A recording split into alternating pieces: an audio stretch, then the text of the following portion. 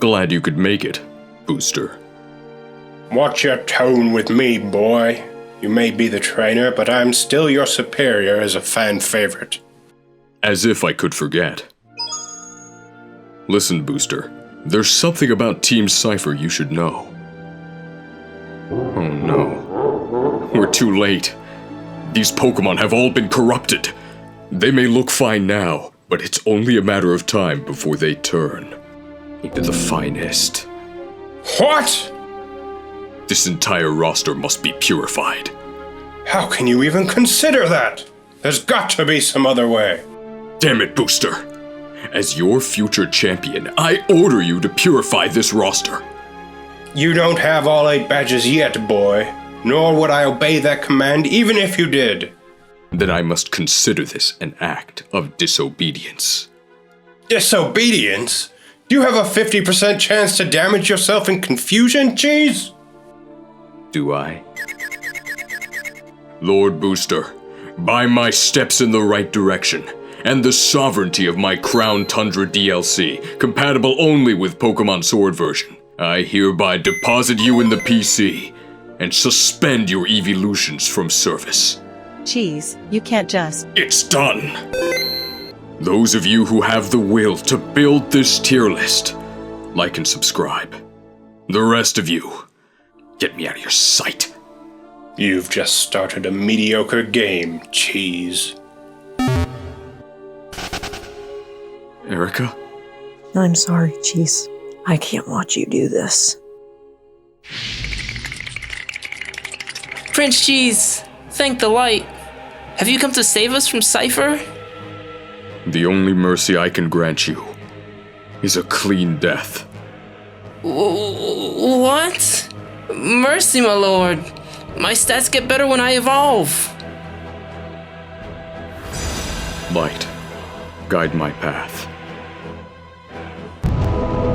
Snorrent! You might be thinking, oh come on, it's not worse than Shuckle. Oh, it is. These are Snorrent stats. 50s across the board, so they're all useless. But at least it does have an evolution, right? It can evolve into Gale. 42 levels for this. You are past redemption.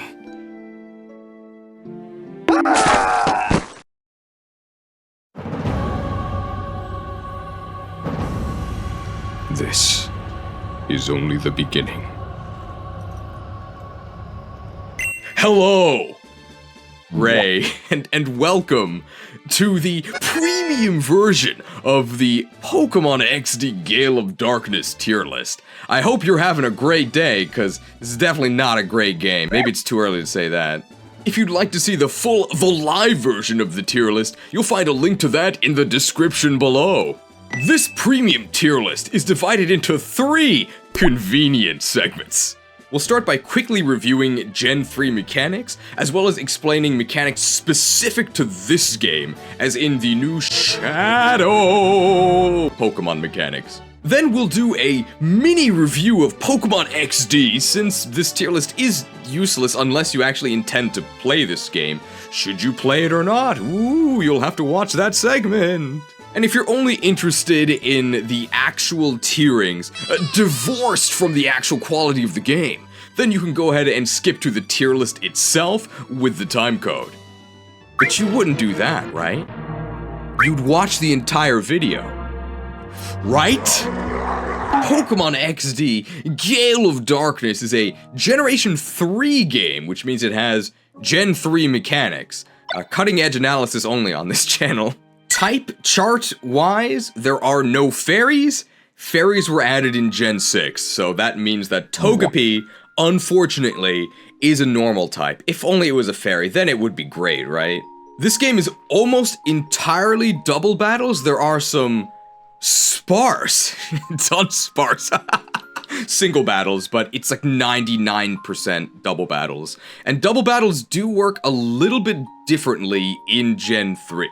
The main differences between Gen 3 double battles and modern double battles has to do with spread damage and how turns work. In the modern games, all spread damage moves have a 30% damage penalty. So whether the move hits only enemies or whether it hits the entire field, it will only deal 70% of its full damage.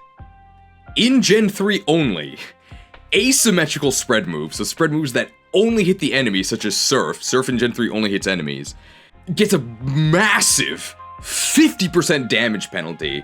So asymmetrical spread moves are really, really weak, but field-wide spread moves such as Earthquake or Explosion have no damage penalty, so they're really, really strong. Keep that in mind. VGC, the Video Game Championship, I don't really know why I said it like that, is the official competitive format, and it's doubles, I think because it's faster? Well, in Gen 3, doubles were even faster because switch-ins happened immediately upon KO. That means if you use a spread move, and you knock out both of your opponent's Pokemon, both of the opponent's next Pokemon switch in, and then they can get hit by the other move that you used on that turn. That's very important because if you're strong enough, you can knock out 4 Pokemon a turn, or what you can do is you can double attack one spot, and then kill a Pokemon before it even acts. It's kind of cheap. I can see why they changed it. There's also a battle CD, a mini puzzle within the game that showcases this mechanic because you have only 2 turns to KO 5 Pokemon, and it is possible. At some point, someone might set up some weather, so just keep in mind that Gen 3 Sandstorm and Hail really suck. Sandstorm doesn't do anything aside from the chip damage. Rock types do not get the special defense boost until Gen 4. Hail is also even worse than you remember because it only does the chip damage to non-ice types. It doesn't even get the Blizzard accuracy buff until Gen 4. I thought old Blizzard was supposed to be good. Gen 3 means that there is no physical special split. What that means is whether a move is physical or special is determined entirely by its type. So unlike modern games where Fire Punch is physical and Fire Blast is special, all fire moves are special. I wonder if that'll affect one of the upcoming Pokemon in a negative way. Stay tuned to find out. Now, I just said there's no physical special split, but that's not quite true, because some Pokemon are evil!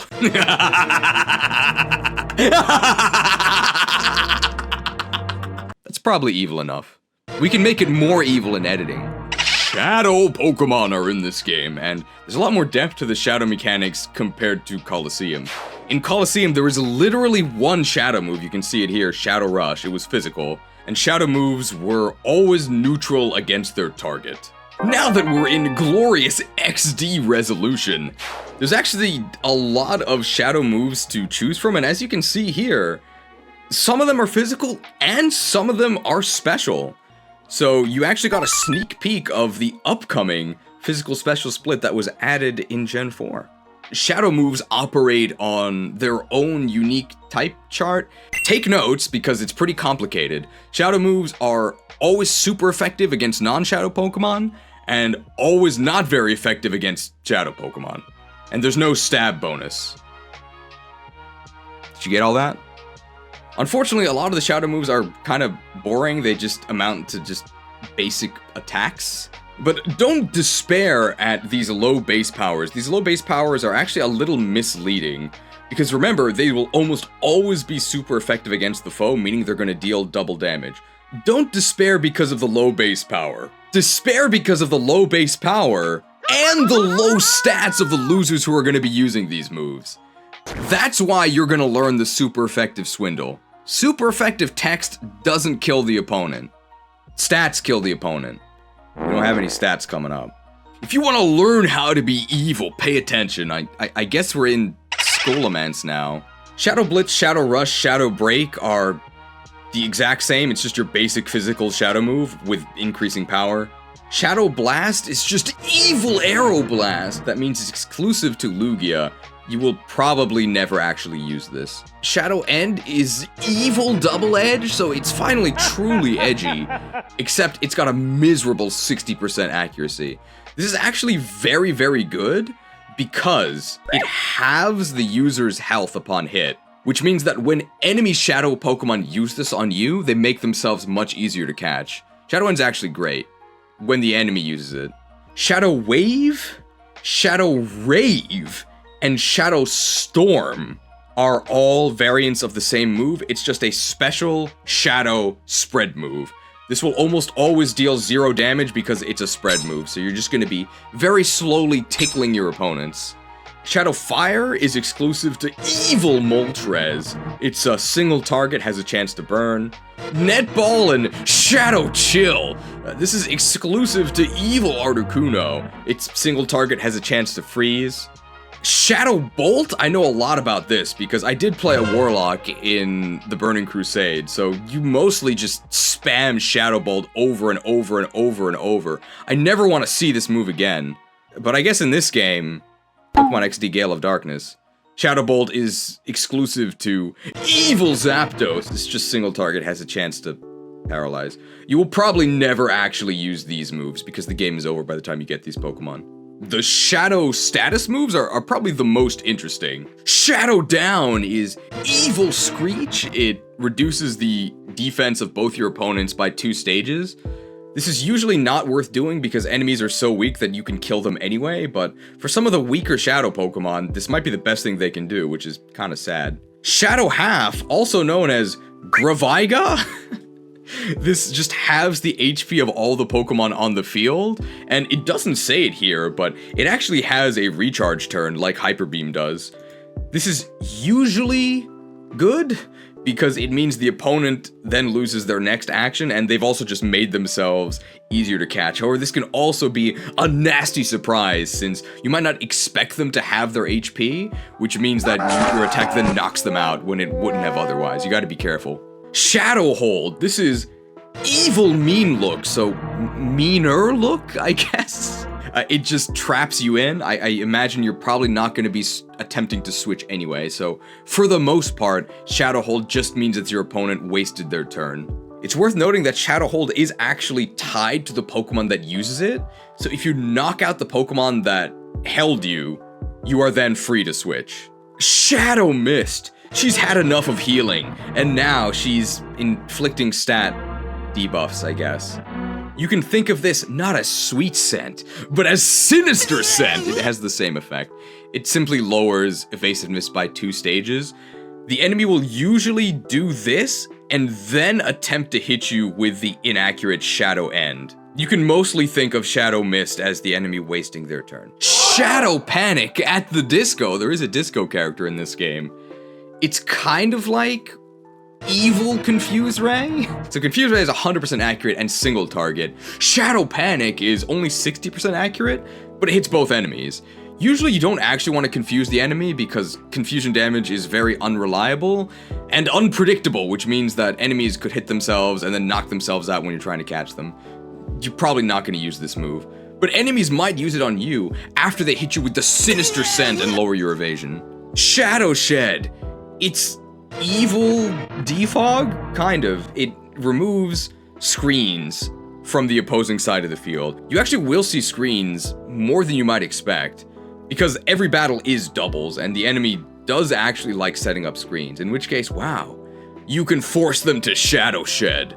And finally, Shadow Sky. It's Evil Hail, so I guess you could say, Hail, yes! Oh, so sinister. It's actually a unique weather condition. So it creates Evil Hail that hurts all non-Shadow Pokemon by like 4 HP per turn. It's not actually a flat amount, it's percentage based, but the damage is so minuscule you can just ignore it. The much more significant effect is that it actually does increase the power of Shadow moves by 50%. So if the forecast is evil, then these spread Shadow moves actually do end up dealing respectable damage. Shadow Sky is actually, I think I would say, the most useful of these Shadow status moves. And because it is actually a weather effect, it both overwrites and can be overwritten by other weather moves. It does actually have an interaction with Weather Ball. It powers up Weather Ball to 100 BP and makes it the question type, same as Curse used by non-ghosts.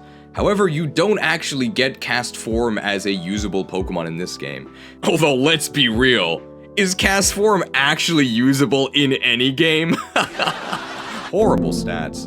Another change to Shadow Pokemon is Hyper Mode has been replaced by Reverse Mode, which is both good and bad. Hyper Mode in Colosseum ate your turn when it activated, so you would sometimes just lose your turn.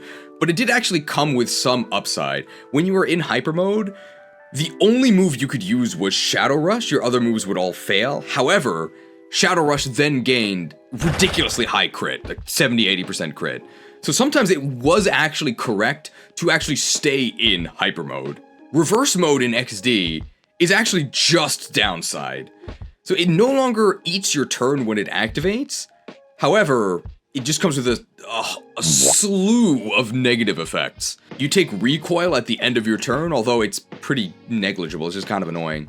You can't use any items to heal, which is also very annoying. And I believe all of your non-shadow moves now have a chance to fail. I really wish they had kept the increased crit chance on shadow moves so that there was actually a question whether or not you wanted to reverse the reversion or not. But no, there's actually no benefits. You should use the call command to exit reverse mode as soon as you're able to without, like, losing the battle. Now that you've been refreshed on the mechanics, I swear this will make sense by the end of the video. Should you actually play Pokemon XD, Gale of Darkness? Now, chances are, if you're watching this list, you've probably already played it at some point in the past. But overall, far fewer people have played Pokemon Colosseum and Pokemon XD Gale of Darkness compared to true mainline games, since these were full-priced GameCube releases. YouTube, a wonderful website that everyone loves and has no issues with, made the executive decision to remove the dislike bar. You can still dislike a video. It doesn't really do anything.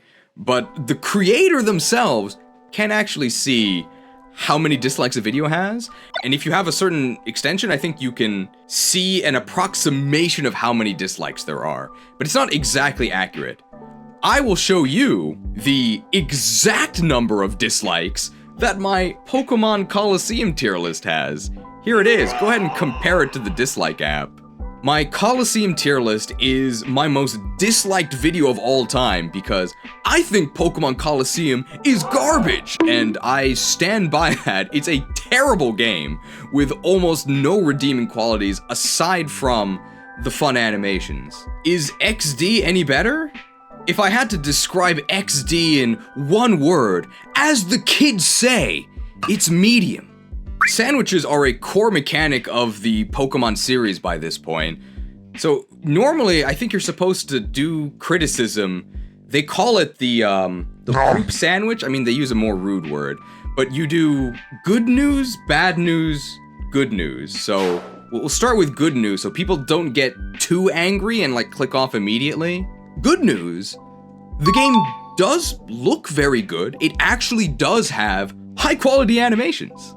Did you know that the developers of this game knew something about Pokemon? It's better than Colosseum in almost every way, except the protagonist is kinda lame. Now let me be clear, because I think people were under the assumption that I didn't like Colosseum because the Pokemon were terrible. Now, I didn't like Colosseum because the game was terrible. In this game, the Pokemon are even worse, but the game itself is better. Bad news, everything else. So I guess it's an open-face sandwich. I actually really like linear games. I generally don't like open world, make your own fun games. But man, this game makes Final Fantasy XIII look like Breath of the Wild. It is so boring. You don't even walk from point A to point B. You just watch a little hover bike cutscene, hop from spot to spot, read some incredibly boring text, fight some incredibly boring enemies, and just do that for, I guess, about 10 hours until the game ends. They did fix some of the most egregious issues from Colosseum, namely how Shadow Pokemon were completely pointless and how purifying them was incredibly tedious. Shadow Pokemon are still pointless, But you can at least get them purified much more easily using the Purification Chamber, which is a fun type matching minigame. I actually do like it. I think my #1 complaint with the game has to be how pathetic the enemies are. The enemies are so weak, it feels like the game is mocking you. Now you, the viewer, are probably saying, oh, come on, Cheese, you're exaggerating for views on the internet, it's not that bad. Oh, it is. I don't think you could actually make worse teams if you tried. We're talking Ladybug. We're talking Sunkern. We're talking Smeargle. Okay, but that's early game, right? Like, at the end of the game, things ramp up, right? Don't exaggerate on the internet. In the final dungeon, you fight a Spinda. I am banning Tropium, okay? The teams in this game are unacceptable.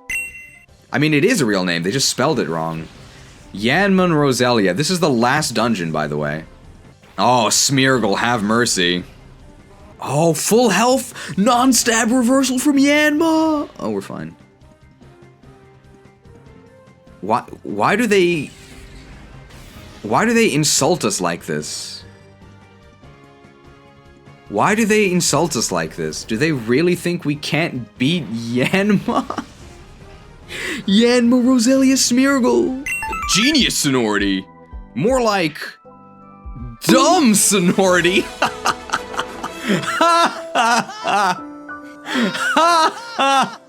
Genius sonority makes nothing but stinkers. Pokemon Battle Revolution is trash, by the way. Pokemon Battle Revolution is trash, by the way. Hey folks, I've always thought seeing the number of dislikes on a video helps us know as viewers if what a creator is saying in their video is generally agreed with or not. Pokemon Battle Revolution is trash. But Genius Sonority does still exist. Who else but them could make Pokemon Cafe Mix? I'd be remiss not to mention a kind of fun minigame that XD does feature. Where's everybody going? Battle Bingo? I guess Battle Bingo is okay, but I don't want to talk about it, okay? I got some bad memories. One thing I can say in this game's favor is that it's very environmentally friendly. The amount of recycled content in this game is obscene. I'd say maybe 2/3 of the game is a straight up acid flip. The first major dungeon, Cipher Lab, is just ripped from the first game. They didn't change anything. It's really only the last third or so of the game that actually gives you 2 new unique locations. At least the lava looks better than Legends Arceus. Hey. Well, let's finally talk about the tier list. Just kidding. Did you really think I could talk about this game without talking about the music?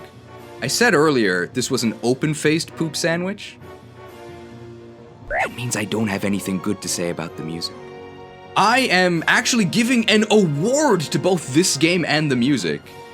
It is the most overrated and underhated thing I have ever experienced. This is my 3rd year on YouTube. Since pretty much the beginning, non-stop, the comments have been relentless. What about Pokemon XD? That game really deserves a remake. Have you heard the music in Pokemon XD? Certified banger. Can we all agree that these games deserve a remake? Say what you will about the games, but at least the music rocks. I could jive to this all day. Shut up! I don't think music is that good. To be more specific, the music is okay, like it's totally fine. The main issue is that the loops are way too short. The loops are like 40 seconds long. So if you're actually playing the game using like the 2 or 3 good Pokemon and just one-shotting everything, then maybe the music actually sounds kind of good.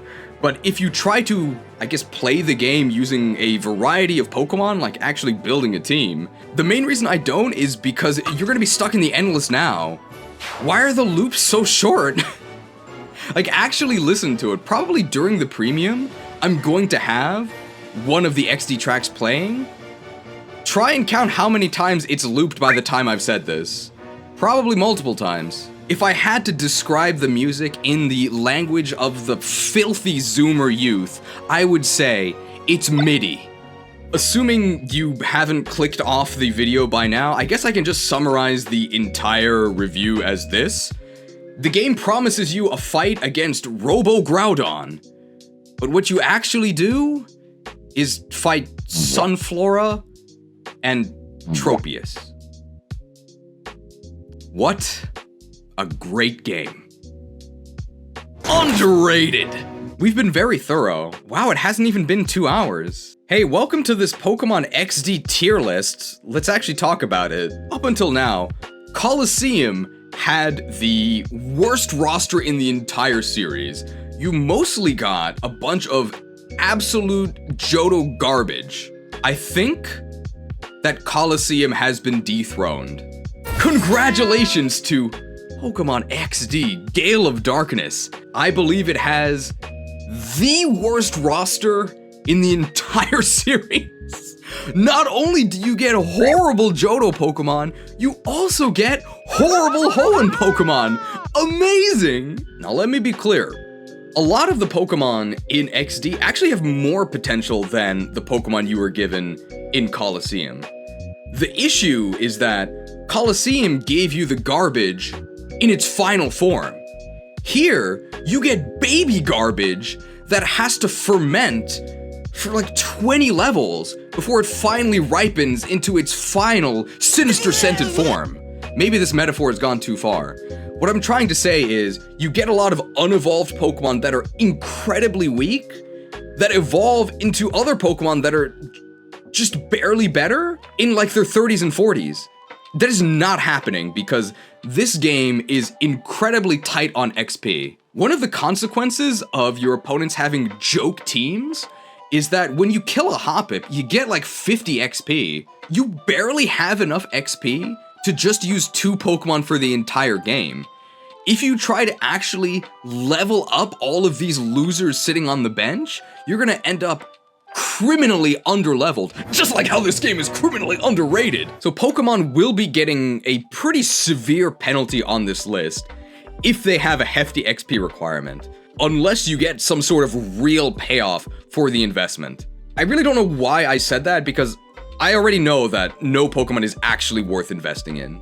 This is an in-game tier list, so what that means is I am ranking the Pokemon based on how well they help you get to the end of the game, and in this case I'm considering the end of the game to be the final battle against Greevil on Citydark Isle. Just as with every other Pokemon game, the best strategy is to just kill your opponent using strong attacks. So that means that Pokemon that strike first and knock out the opponent will do well, whereas Pokemon that don't do that will do poorly.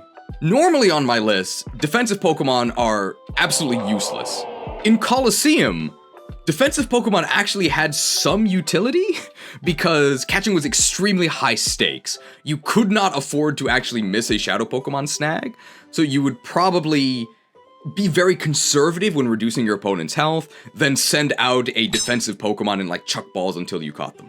In XD Gale of Darkness, defensive Pokemon are completely worthless. That's not because you don't have to wall, it's because of the way that Shadow Pokemon work.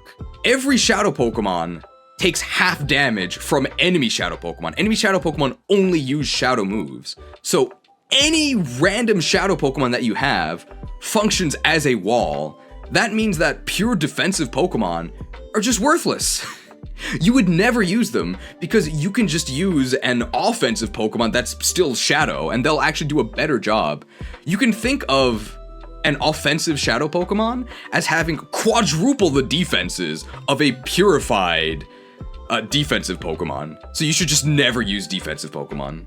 Great balance. Although the stats of the Pokemon you use are pretty miserable, often they actually have very good moves, which doesn't save them, but it is some consolation. As you purify Pokemon, they gradually unlock more and more of their original moveset, and unique to this game, some Pokemon when purified have moves that they cannot get any other way in the series. There are some patterns in those moves, and those patterns repeat so frequently that I was actually able to make graphics for them. The least useful one by far is when you pass. A lot of Pokemon get Baton Pass, which is totally useless. The most it does is pass an Intimidate attack drop to your other Pokemon. I don't know why you would use Baton Pass in this game. Sometimes you can help. A lot of Pokemon get Helping Hand, which does make sense because almost every battle is a double battle. Helping Hand does allow Pokemon that can't otherwise attack to contribute, but you know what's better than attacking at 1.5 power with one Pokemon? Attacking at 1 power with 2 Pokemon. So I don't actually give Helping Hand users that much credit.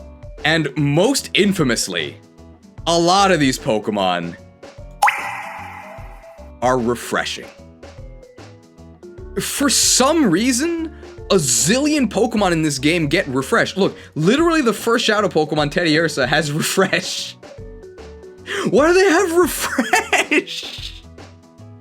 It's especially weird because look, Poochyena gets Heal Bell, which is almost strictly better refresh because it's AoE and it also heals you. Do you know the developers of Pokemon XD knew something about Pokemon? I would really love to know what was going on at Genius Sonority when they decided, you know what move we should give to all these Pokemon as an exclusive move they can't learn otherwise? Refresh. And if you don't know what Refresh does, which I can't blame you, who has ever used Refresh? It just heals your current status condition. This is almost never useful because 1, you can just heal it with an item, and 2, the most debilitating status conditions, Sleep and Freeze, prevent you from acting, so you can't refresh when you most want to. And even Paralysis, there's a 25% chance your Refresh fails. Refresh is really bad. What are the actual tiers we're going to be talking about? At the very top we have the S tier. It's short for Espeon. You'll never guess what Pokemon goes there. The S tier is for Pokemon that, I don't even know if they're good for this game. I think they're actually just good Pokemon that you would use even if you were playing a real game and not XD Gale of Darkness. Pokemon that are really fast, go first, kill the opponent, and they do that every time. They might even have extra utility, wow. And then immediately there's a very sharp drop off to okay. I don't want to be too kind to these Pokemon because the vast majority of Pokemon in this game are unusable in a real game, and it's only because the pickings are so slim in XD that I even deign to grant them the title of okay. Then we have bad. It could be worse. You're not weeping when you're using these Pokemon, but you really wish you were using something else. Then to answer a question you've probably been asking yourself this entire time, what the hell is this? How dare you disrespect the mighty Cipher peon, Lowbar? The names in this game are pretty wild. I don't even think they're AI generated because AI would probably make more sense than this. There literally is a Cipher peon called Lowbar. Can you clear the Lowbar? Lowbar is what we're calling what I believe in Coliseum was the horrible tier. These are Pokemon that are extremely bad, but there's probably something redeeming about them. If you're in the Lowbar tier, there is a shred of hope for you. A glimmer of light. If you can't clear the Lowbar, then you're going in Orre's finest. These are for Pokemon that are truly, truly hopeless. And you should not use them under any circumstance. I don't know yet, but it's very possible that Orre's finest might actually go to 2 rows. There's a ton of Pokemon in this game that are just unusable. And at the very bottom, but not actually, we have Citydark Exile. A ton of Pokemon in this game are actually in the final dungeon of the game, Citydark Isle. It's actually from Golduck to Zapdos here. All of these Pokemon are in the final dungeon. They're not all going to go in Citydark Exile. Citydark Exile is for Pokemon that I think are too late to actually be ranked. It's basically unranked, but we're gonna have some fun and theory craft about where they would be if they were actually in the game. So I believe the true start of Citydark Exile will be the final boss rush, which starts with Solrock. So Solrock to Zapdos, and I guess Dragonite, because that's post-game, will all be in Citydark Exile, unfortunately. And just to reiterate, in case you haven't seen one of my other tier lists, availability does matter to me. So the more of the game a Pokemon is in, the higher it's going to rank. One difference from Colosseum is that there actually are wild Pokemon in this game, but in the spirit of it being an Orre game, the mechanics are super clunky, annoying, and not at all worth it. So, from Hoppip to Larvitar here are Pokemon that actually require the Poké Spot mechanic. It's like honey trees before honey trees were actually in the game. Everyone loves honey trees, right? Oh! Is it time to start ranking the Pokemon?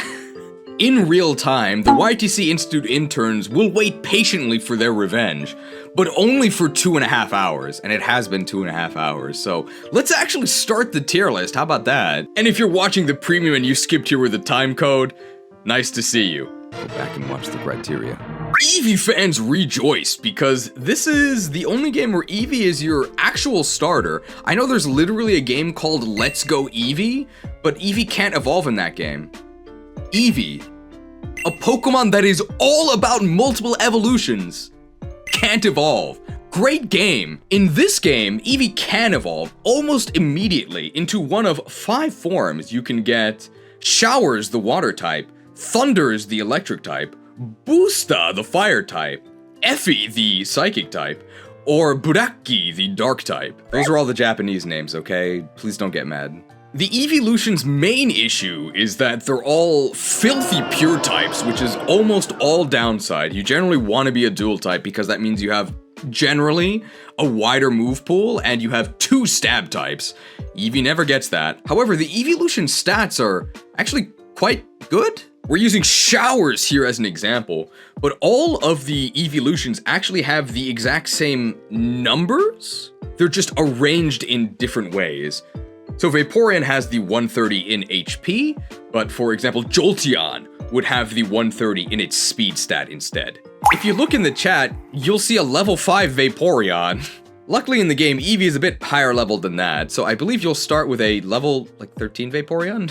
Looking at Vaporeon stats here, the only one we actually care about is special attack at 110, which is actually pretty good. 110 special attack is really good. That's 1 more than Charizard. And you can use that 110 special attack to soak the enemy with a devastating water gun. There is no way to learn Surf in this game, by the way. Not that you'd really want to anyway because of the spread penalty. Not off to a great start. Very unfortunate. I mean, okay, we can put it in bad, okay? We can put it in bad. At least you can get the Water Pulse TM, and that's about all you're gonna be doing. Worthless fake bulk, where you take a zillion damage because you have a lot of HP, but you don't have any defenses, so while you probably won't die, you're gonna be chugging lemonades all day to actually heal up. And you're very slow, so you're gonna be taking damage almost every turn. Very unfortunate. The main reasons Vaporeon does clear the low bar is that you can give it Ice Beam, which is okay, and your starting Eevee actually does have Bite, which in this game is special, so 60 base power, non-stab special move, like, it's okay. And you do get Vaporeon at the very start of the game. Clears the low bar, it's just bad. Not a great start. Showers does land in bad, but it's probably gonna be almost the tippy top of bad. But hey, it could be worse. And it does get worse, don't worry. But before it gets worse, it does get better. A lot better. We've got Thunders. It's not Espeon itself, but I think we can say that lightning strikes the tallest object, which I guess in this case is the top tier. 130 base speed, lightning fast, so you will always go first. And you've got 110 special attack. Hey, that's the same as Vaporeon. Do you get actual moves? I know this looks grim, but you do get the Shockwave TM, and notably, Thunderbolt is actually a TM in this game, so you can get Thunderbolt. The main reason why Thunders is all the way up here, while Showers is all the way down here, is that Jolteon will guaranteed go first, and it eventually does get better moves, and also, it actually does have catch utility. You are going to be doing a lot of catching in this game. The catching is fairly high stakes because they're all trainer battles that are difficult, if not impossible, to repeat. And Jolteon can get Thunder Wave. Its natural Thunder Wave is like level 42, so you can just forget about that. But there is a move tutor that will give you Thunder Wave for free, so you can just give it Thunder Wave. Pretty good offense and some utility. In this game, that's S. Congratulations. You've probably noticed by this point, quite a few Pokemon on this list don't have their normal icons. Instead, they have these very unflattering Cheems edits that implies that they're quite bad. Our friend Boosta here, he is available in this game. He also has a side hustle reputable ability, running one of the most respected level boosting services on the web. Please consider climbing Booster's Tower if you ever feel like the gameplay is dragging a bit and you just want to get to the fun part. How high can we boost? It's okay. Okay feels like kind of a weird way to describe a Pokemon that has 130 base attack at the very start of the game. This is actually a crazy number, but you already know why this is not as good as it appears, right? Everyone knows Flareon has no moves. 130 base attack tackle. Ugh. Hey, fun fact, in Japanese, Senator Armstrong, instead of saying, played college ball, you know, he says, how'd you like my tackle? Look at this, in the modern games, Flareon learns Burning Jealousy. It does actually get Flare Blitz starting in Gen 6, I think. The main reason why Flareon is actually okay, despite being unable to use its best stat, is that 95 special attack is still perfectly fine. And you do get the Fire Blast TM quite early. As soon as you reach Realgam Tower, which is, I think, after the first main dungeon, you can buy Fire Blast. That's perfectly fine. There is another world out there where these numbers were arranged differently, and Flareon was actually good. The main issue with Flareon is that it can't actually use its best stat, and 65 speed is quite slow. There's a lot of other stat spreads that would have worked a lot better. 130 special attack, 110 speed, that would have been great. 95 speed also would have been great. What I'm trying to say is, I don't want 110 special defense! Hey, 130 base attack. Shadow Ball is physical in this game, that's something. Probably the single best physical move you can use with Flareon, which is kinda sad. But being kinda sad is like the legacy of Flareon, right? Very in flavor. If you're doing a vanilla run of Pokemon XD, then I'd say that Boosta is just okay, but if you're doing the XD Snag Swap challenge, Shadows over Orre, link in the description, then Boosta is definitely S tier. Never forget. Especially because he's the only thing you can see in the chats. Thank you for your sacrifice, Boosta. Espeon, you'll never guess where this goes. You can describe Espeon as great value Alakazam, same great psychic typing you know and love. Fewer stats per serving. It's basically just bad Alakazam, but it's not that much worse, and hey, Alakazam's not in this game. You also get Espeon, super early, right? It's basically your starter. These stats are actually very good, and you get them immediately. In fact, you could say that Espeon is one of the strongest starters in the entire series, just because of how early you access these stats. It pretty much only has psychic attacks, but this is Gen 3, which is not very removed from Gen 1, and Gen 1 has a zillion garbage poison types that are absolutely everywhere. And there are still very few opposing enemy steals and dark types, so Psychic is actually one of the best attacking types in this game. And Espeon has got the Psychic hookup. Remember that Espeon's Japanese name is FE, and he's got great stats at the beginning of the game, so I guess you could consider him a Jagen, which is definitely a real archetype. But it also has good stats throughout the entire game, so maybe it's actually an Oifi. Is that a real archetype? Maybe, or maybe not.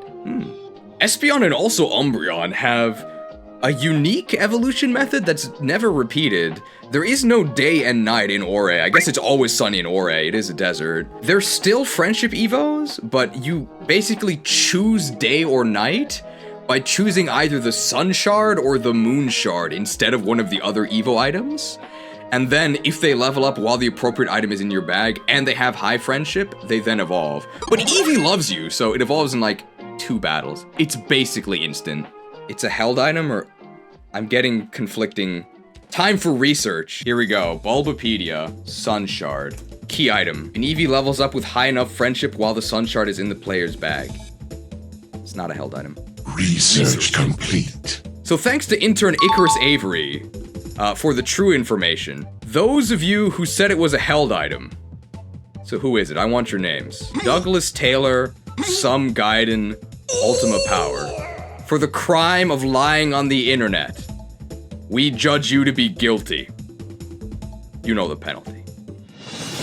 I tap 3 Patreons.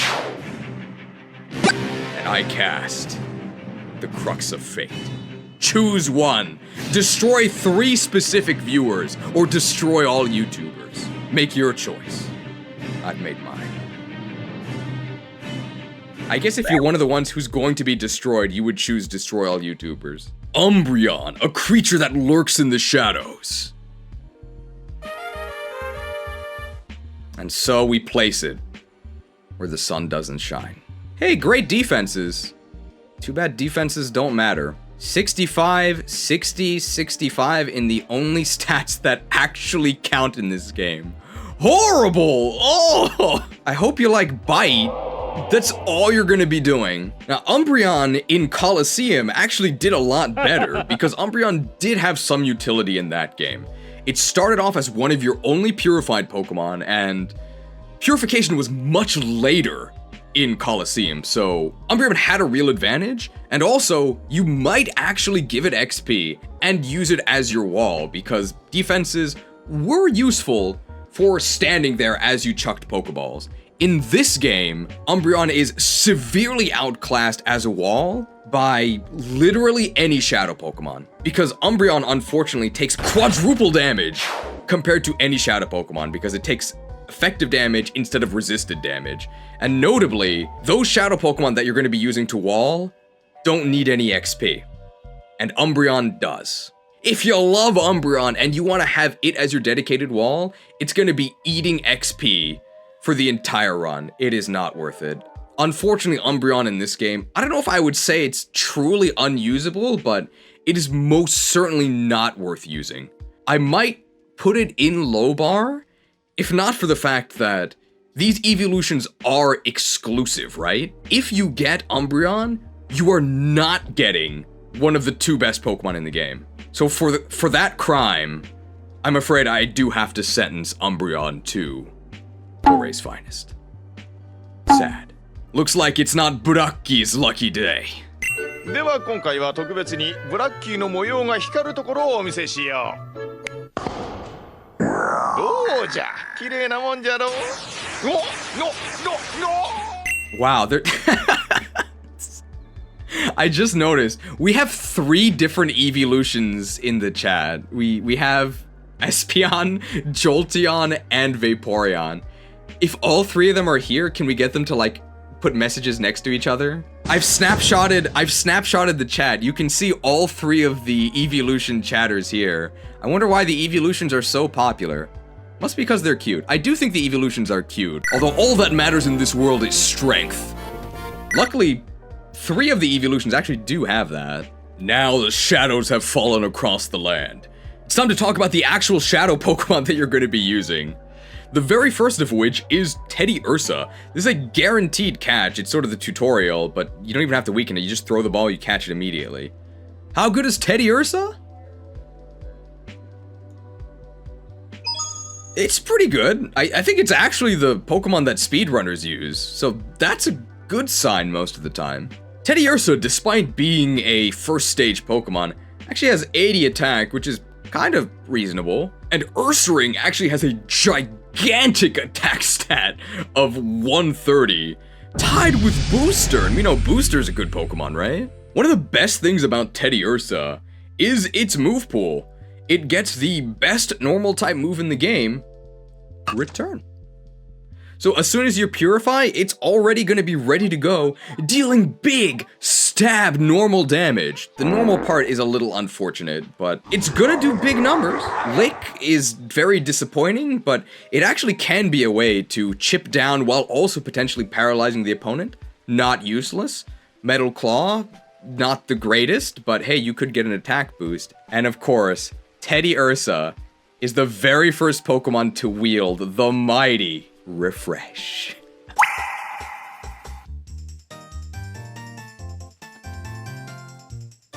Refreshed. It's soy milk, unsweetened. We can see how many Pokemon actually refresh, right? Control F? No! It turns out the screen cropping makes this very dramatic because you can't see it, but I can. Do you know how many Pokemon in this game are refreshing? 26. Refreshed. Also, it's pretty funny that Refresh has anti-synergy with Guts. You would never use Refresh on this thing. Teddiursa is overall pretty good. The main reason why I don't quite think it's in S is that it's a bit slow. 55 is unfortunate. It is a physical attacker, which is actually bad because enemies will actually intimidate you. And probably, I would say the biggest strike against Teddiursa is that Ursaring is a level 30 evolution, which normally isn't that big of a deal, but 30 is like almost the last dungeon. The last dungeon goes from level 30 to 50. Now, if you're actually using Teddiursa, you'll probably reach level 30 before then, but in terms of the level curve of enemies you face, 30 is literally the last dungeon. Teddiursa is not hurt as much by its late Evo as other Pokemon will be. You'll see Pokemon that wish they evolved earlier. They're coming up, don't worry. Leddyba. Do I even need to show you the stats? It's Leddyba. You like special defense? Well, have I got the Pokemon for you. If you want a Pokemon with 110 wasted points in special defense, just use Booster, okay? Does it get any useful shadow moves that might give it a niche? Well, you've got non-stab Psybeam, Aerial Ace off of what at the time of purification was literally single-digit attack. We didn't even reach 10 attack. Supersonic, so 55% chance to give the opponent a 50% chance to lose their turn, with a 45% chance that you wasted your turn. But let's not forget the utility provided by the mighty Refresh. Cheers. 24 refreshments to go. Now, I know you can see on screen now footage of Leddyba in the final battle of the game. People say this game is hard, by the way, but you shouldn't trust everything you see on the internet. While this did actually happen, I believe that Leddyba was a paid actor, okay? Under normal circumstances, you would not bring Leddyba to the final battle. You can see here that even with screen set up, which is what I brought it to do, it still dies! So, yeah, for actual in-game performance, Leddyba is Orre's finest. No questions asked. Terrible Pokemon. Poochyena. I debated for a while, and the debate may continue. Is Poochyena in low bar? Or is it among Orre's finest? I thought about it. I think he's a fine choice. Points in Poochyena's favor. It's a level 18 evolution, so you do get these Mightyena stats pretty much immediately. Unfortunately, Mightyena's stats. Night Attack is actually not that bad, but remember this is Gen 3 and Dark is a special type. If it could actually use its Dark Stab off of Physical, then I would maybe put this in bad? But no, it just has 0 moves that you can actually use. Bite off of 60 base special attack. I'd rather use Braki. Horrible. Now, I know what you're thinking, but what about Intimidate? Intimidating a game with only double battles. That would be good, if not for the fact that your own Shadow Pokemon are basically invincible. So you don't actually need Intimidate, it doesn't do anything. But maybe it's actually got useful moves from Purification. Dig, 2-turn move, that's really bad because it's my damage and I want it now. Heal Bell is Refresh Plus, wow. Poison Fang, you can inflict Toxic Poison, which is actually bad because you actually don't want to Toxic the Pokemon you want to catch. And if you're trying to kill the opponent, why would you try and Toxic them? Just actually hit them with a good move. And Howl has not yet been buffed. Howl in the modern games actually has a very fun effect where it actually also boosts your partner's attack, but in this game, it only boosts Poochyeno's. You can howl to boost your bite, which is just a waste of your turn, because bite is special. Oh! Bad dog. Orre's finest. We're making great progress filling out the worst tier in the game. Don't look so dour. A smile better suits a hero. What's up, dog? Houndour. Best Pokemon in the game! Wow! The best part about Pokemon XD Gale of Darkness is that it actually gives you Houndour at the beginning of the game! Yay! I love it! So these are Houndoom stats. You only have to get to level 24 to get these. Very reasonable. Look at these stats! These are so good! 95 base speed, more than enough to go first. 110 special attack, that's great. You have amazing dual stab because Poochyeno's loss is Houndour's gain, right? The fact that Dark is special actually helps Houndoom. Fire, Dark Stab is amazing. Paired with Espeon, you kill pretty much everything. In terms of starting moves, you have Feint Attack, which is mostly bad bite. You'd rather have bite, but Feint Attack is okay until you get Crunch. Charm is kinda useless, but I guess you might use it on a Shadow Pokemon.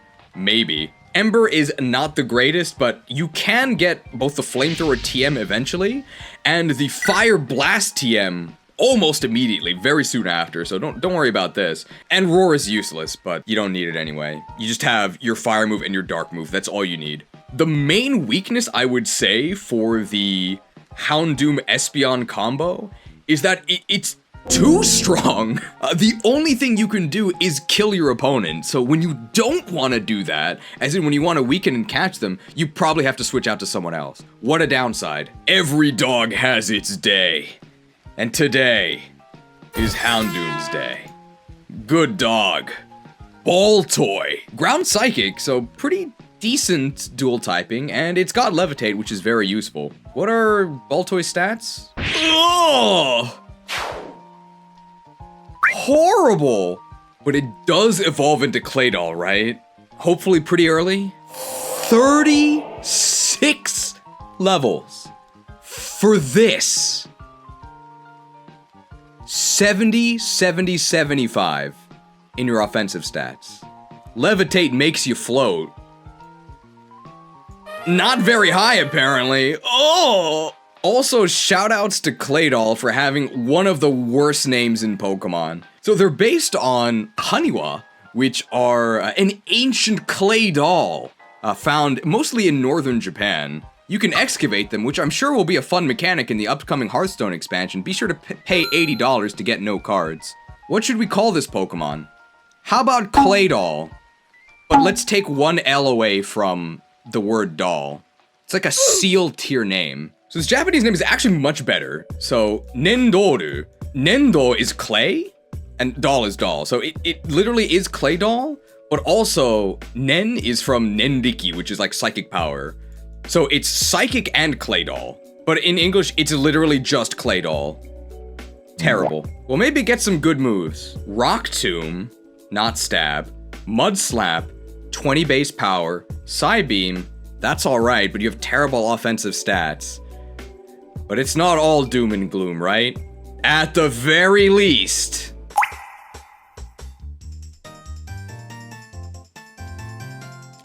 It's refreshing. I'm gonna run out of soy milk. Terrible Pokemon. Orre's finest. You're gonna need to dig deep to excavate this thing. Mareep. I think people have been suckered in, brainwashed by how cute Mareep is. And Flaffy and Ampharos, they're all really cute. They really like Mareep. Everybody would insist that, oh, it's so good. You've gotta put it in S. Wake up, Mareeple. Wake up. It's not that good. Go to the top of okay. Respectable bulk. Really great special attack. 55 speed. Can I have more speed, please? Please? That's its main weakness. Otherwise, I would probably put it in S. Level 15 to Flaffy, so pretty much immediately as soon as you purify. And then level 30 to Ampharos, which is not that bad. I mean, same as Ursaring, right? In terms of moves, you get Body Slam, which, hey, that's not bad. You can deal okay damage, have a chance at paralysis. You could Heal Bell, so Refresh Plus. We know Refresh is a great move. Thunder Shock is a little disappointing, but just like with Jolteon, you can get Shockwave or you can get Thunderbolt. And then Thunder Wave is actually very, very useful. So this is your first access to reliable status, which is worth a lot. If you didn't pick Jolteon, then Mareep is much better. In fact, if you don't pick Jolteon, maybe Mareep is at the very bottom of S. And I do think the best evolution to pick is Espeon, because Espeon Houndoom is so good. I could see a world where Mareep is in S. But for now, count those sheep and keep dreaming. Seedot, a Pokemon that was bad enough that it does have its own Cheems emote. Despite that, get ready! Our very first addition to the low bar. These are Shiftry stats. Wow. What region is this Pokemon from? Can I have an actual attacking stat, please? What is this mixed attacking nonsense? So these stats are not that great. The main reason why Seedot actually gets to hang out in low bar is because it is a stone evolution. You can see here that Seedot evolves into Nuzleaf at level 14, which is actually higher than the level you catch it. So it goes to Nuzleaf immediately, and then you can immediately go to Shiftry, because the Leaf Stone is actually in the first dungeon, the Cipher lab. So this is pretty much instant. One of the worst things about Seedot, and the main reason why Seedot is pretty much useless in the main games, at least the older ones, is that Seedot can only bide. But Shadow Mechanics actually make Seedot kind of usable. So you actually do have Shadow Wave instead of Bide, which eventually becomes Giga Drain, which unfortunately is going to be your only move. Now, you might be thinking like, okay, you're exaggerating, right? There's no way that Giga Drain is your only move. Here's Nuzleaf's Learn Set. I guess you get Fake Out. You're not gonna wait till level 31 for Feint Attack. So what's Shiftry's level up move pool? Well, it's a Stone Evolution, back when Stone Evolution was a downside. Wow, great level up move pool, and pretty much no TMs you can get in XD that you would actually give to Shiftry. I guess Brick Break you can get fairly early, but you're not giving that to Shiftry, no way. So yes, Giga Drain actually is your only real move. And it's only 60 base power and 5 PP in Gen 3. Very, very underwhelming. You get Bullet Seed, which is only 10 base power per shot. If you hit all 5, it's still 10 base power less than Giga Drain. Absolutely pathetic. Secret Power. Is this secretly good? 70 base power normal move with a chance of an added effect based on terrain. So, if it is good, I don't know the secret. But hey, after you're done sucking,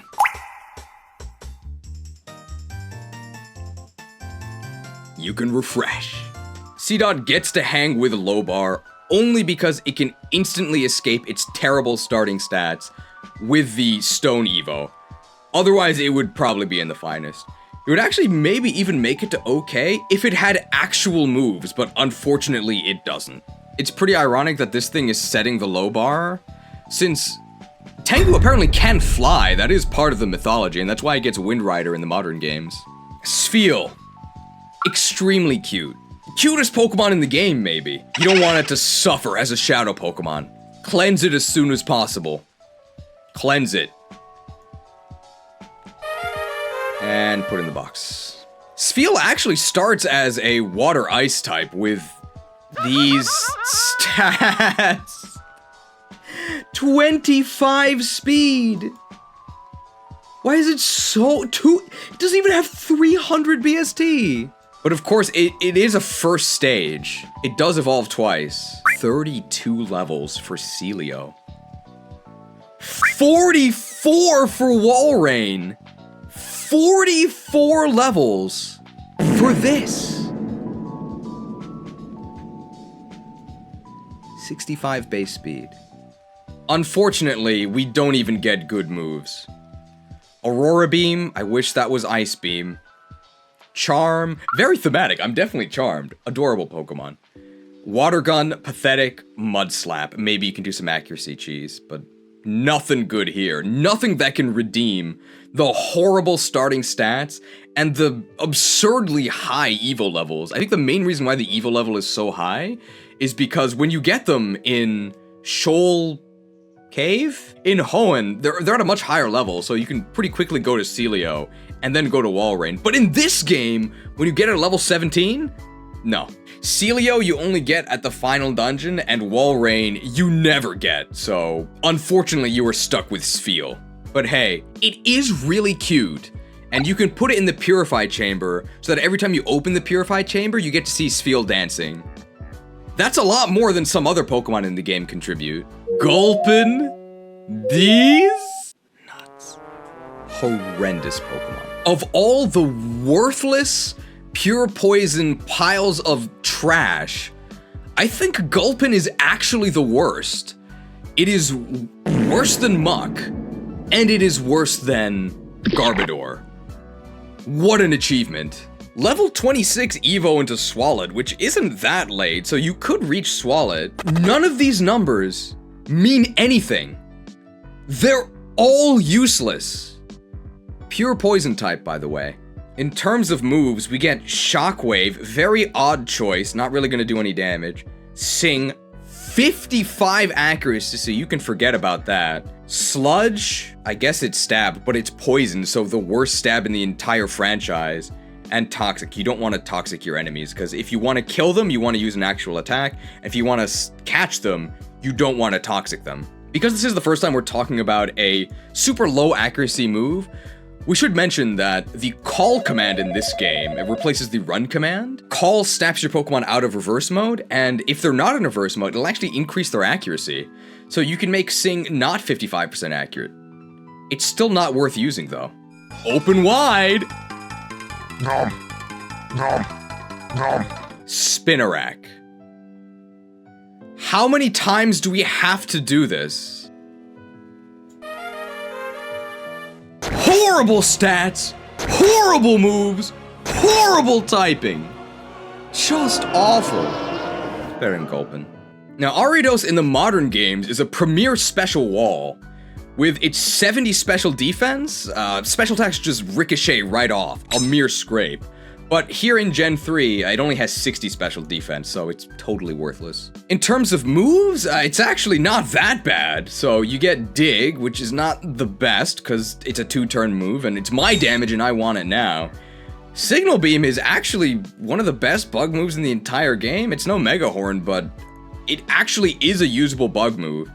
Nightshade is the most damage you're ever going to be doing with Spinarak, which is pretty unfortunate. But it does get a special move you can only get through Pokemon XD.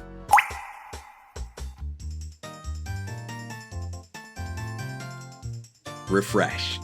You want to know something really sad? This is probably the best Ariados will ever be. It's only downhill from here. Yikes. Numel. Adorable Pokemon.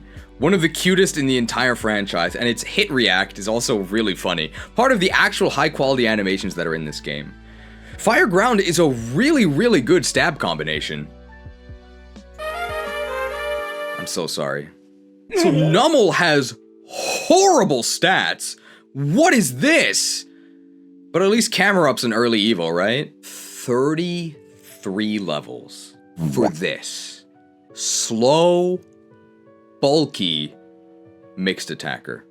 Fire Ground is especially bad because there's a surprising amount of enemy water types. They pop up quite often.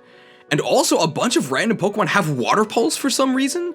I've gotten Water Pulsed a lot more than I would have expected. And any one of those is instant death for Numel, okay? Quadruple. In terms of moves, Takedown, non-stab normal move with a mischance and recoil. Thanks. Charm. I am charmed. Very cute. Dig. It is stab, but it's 2 turns. It's my damage and I want it now. Ember is really bad, but you can actually give it Fire Blast pretty early. Unfortunately, you have 65 special attack.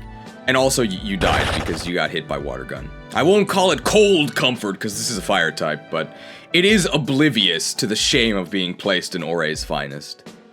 Sorry, Numel. Carvana. A vicious Pokemon that knows nothing but carnage. It's alright. Wow. Water defenses. We don't have those. You will die instantly to everything. But hey, 90 attack. That's pretty good. 65 special attack, that's the same as Nummel. That's not good. 65 base speed is a lot better than Nummel's though, and at the early part of the game, 65 is probably fast enough to go first. And you definitely have to go first, because if you get touched, you will explode.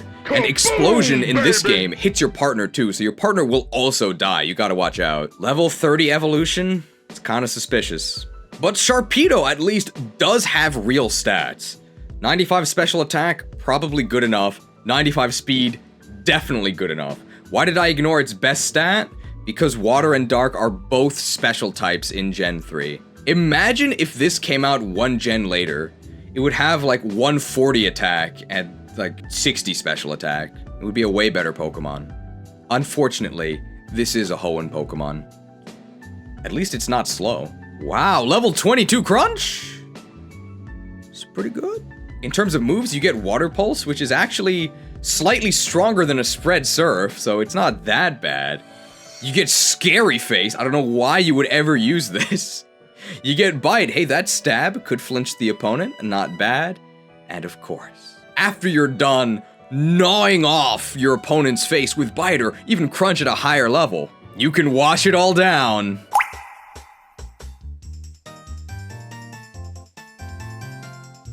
With a Refresh. Hey, it's a water type. If you're worried about Carvanha's frailty, don't be. So let's talk a little bit about enemy compositions. The most common enemy composition is that all of their Pokemon are useless. So in that case, your Pokemon just kill the opposing Pokemon each turn. Enemy never acts. Sometimes, the enemy will have one dangerous Pokemon. In that case, you leave one useless Pokemon on the field, don't worry, there will almost always be one, and then you double attack one slot. In that case, because of the way Gen 3 battles work, where the replacement switches in on the same turn, you can kill the only dangerous Pokemon before it ever acts. So don't worry, Carvanha will never get hit by a Pokemon that has an actual attack stat. Even with its non-existent defenses, I think it can still tank an attack from Smeargle, okay? I guess we should mention that Carvanha's rough skin is mostly downside because you actually don't want to deal uncontrollable damage to your enemies, right? You don't want Shadow Pokemon to hit you, get a boo-boo, and then faint themselves, but you would never keep Carvanha in against a Shadow Pokemon anyway, right? Because Carvanha's just a killing machine, so switch out to your own Shadow Pokemon to wall in that case. Shroomish. It's a pure grass type. Ugh. Are you ready? Shroomish is one of the best Pokemon in the game. Don't call me biased against grass. Now, Shroomish, of course, is complete garbage. Like, Shroomish is terrible. But Shroomish does evolve. 23 levels. For this! 130 attack. And unlike Boosta, it has actual moves. And unlike Ursaring, it has an actual speed stat. 70 is good enough. Wow! You unfortunately only have Mach Punch to start with. You learn at level 23, which is when you evolve. But you can get Brick Break from the first Colosseum. And the first Colosseum has a bunch of normal types. I wonder how you're going to beat them. Aside from Brick Break, what moves do you get? You've got False Swipe, which, despite what the anime might tell you, cannot be used to finish them off. It will always leave the opponent at 1 HP, very good in a game where you have to catch a bunch of Pokemon. And notably, the Shadow Pokemon don't deal recoil to themselves anymore. Even Shadow Down, the recoil move, is half their current HP, so they can't die. You can swipe them down to 1. Mega Drain, this is completely useless, but maybe you'd use it as a Shroomish, I would guess. Stun Spore. It's bad Thunder Wave, but hey, you can stun Spore ground types, and you can use Call to make it perfectly accurate, although that's not worth it. You should just stun Spore. 75% is good enough. And once you're done with your bout in the ring, brick-breaking your opponent's hopes and dreams, why don't you kick back, relax,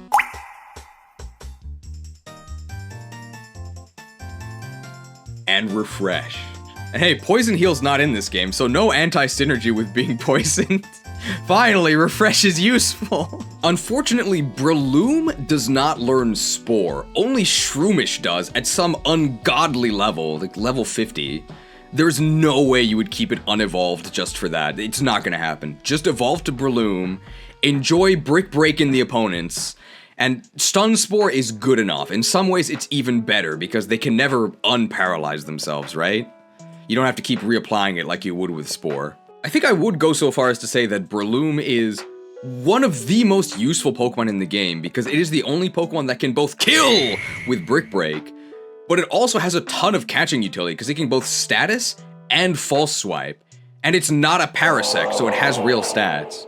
Really, really good Pokemon. It's basically a pure fighting type, though, because grass in this game is special, so you can't really use grass moves. I think Breloom is still more than good enough. Has the same attack as Machamp, by the way. Why is this thing so strong? Delcatty. Skitty's pretty cute. Shame about Delcatty. Awful. These stats are barely better than Farfetch'd. This is a fully evolved Pokemon. There's no moves that could possibly save it, but here they are anyway. Secret Power, 70 base power normal move. Thanks. Sweet Kiss, worse than Confuse Ray. Attract, literally does not work against half the Pokemon in the game. On the half it does work against, it's not worth using. Shockwave, non-stab, 55 special attack. No thanks. Well, maybe you can get some useful moves through level up. It's a Moonstone evolution. No. This is the first fully evolved Pokemon in the game, by the way. And they give you a Delcatty. At least it's not yet been nerfed by Normalize, one of the worst abilities in the entire franchise. So things are looking up for Delcatty. Things were better when it was a Skitty, okay? Upon further review, Ladybug can set screens, and Delcatty can't. This is the world we live in. Pokemon XD, Gale of Darkness. Also, unironically, Ladybug is useful in the Purification Chamber because it dies to everything, which is very useful because that means a lot of your allied Pokemon are super effective against it. Being a normal type is very, very annoying because in the Purified Chamber, it's only treated as super effective against normal, so it's very restrictive and not very useful. Is there a game where the Delcatty line is actually good? It's a mystery. Voltorb. It's really fast, so it goes first. And then what? Pretty miserable stats, but it is really fast. Level 30 evolution to Electrode. Electrode, unfortunately, doesn't really do anything, but it could be worse than 80 special attack, and you can give it Thunder with a TM and, like, hope that you hit. For Purification moves, you get Mirror Coat, which always moves second, so great use of your amazing speed stat and your exceptional bulk. What? Spark, 60 base power, stab electric move, 30% chance to paralyze? That's not that bad. Swift, I don't know why you would ever use that move. And after you're done getting the drop on your opponent by setting up a fast light screen and maybe dropping a Thunder that probably missed, well, actually, you can ensure that it doesn't miss by starting a rain shower. Some people would describe rain as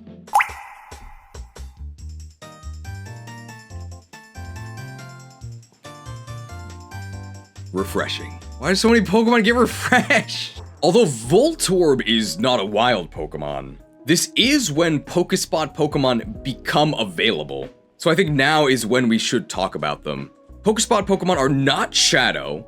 You can level them up immediately, but that means they don't have any special moves. They also range from level 10 to 20, so they're pretty underleveled for when you get them. It sounds like the odds are stacked against them. Maybe some of them will be good. To begin with, I'm giving all Pokespot Pokemon a minor penalty because they are very annoying to get.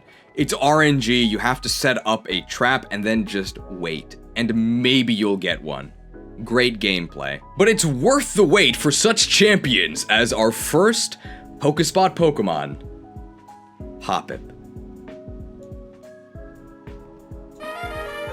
Ugh.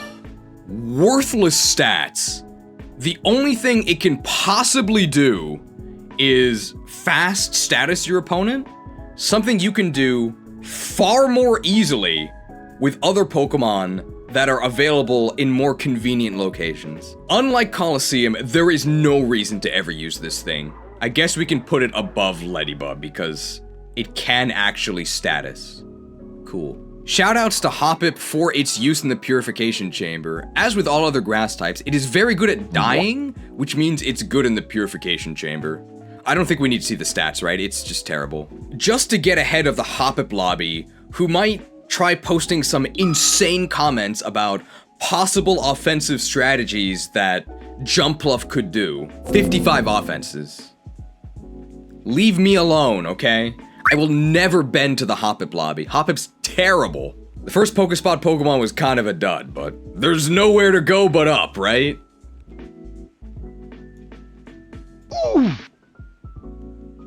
Well, it is a higher tier. You're probably a bit confused by that placement because these are Donphan stats. These are some really good physical stats. They're basically about as good as Ursaring's, right? It's a little bit less attack, but not that it really matters, because 120 still kills everything. And the evolution is not even that late, like 25 is 5 levels earlier than Ursaring. So what's the problem? This is a problem.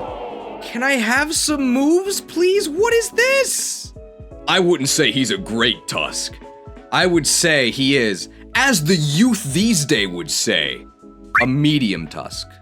There is an Earthquake TM, but it's basically at the end of the game. It's the very end of the key layer, which is the second to last dungeon. So for most of the game, you don't have Earthquake.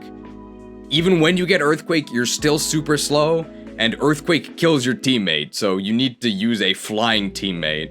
And so far, there are no flying Pokemon worth using. In fact, the only 2 Pokemon that don't instantly die to Earthquake that we've ranked so far are Hoppip and Ledian. Oh, I forgot. Baltoy also levitates. So there you go, the perfect partner. Donphan, more like Don't-Fan. Oh, Surskit.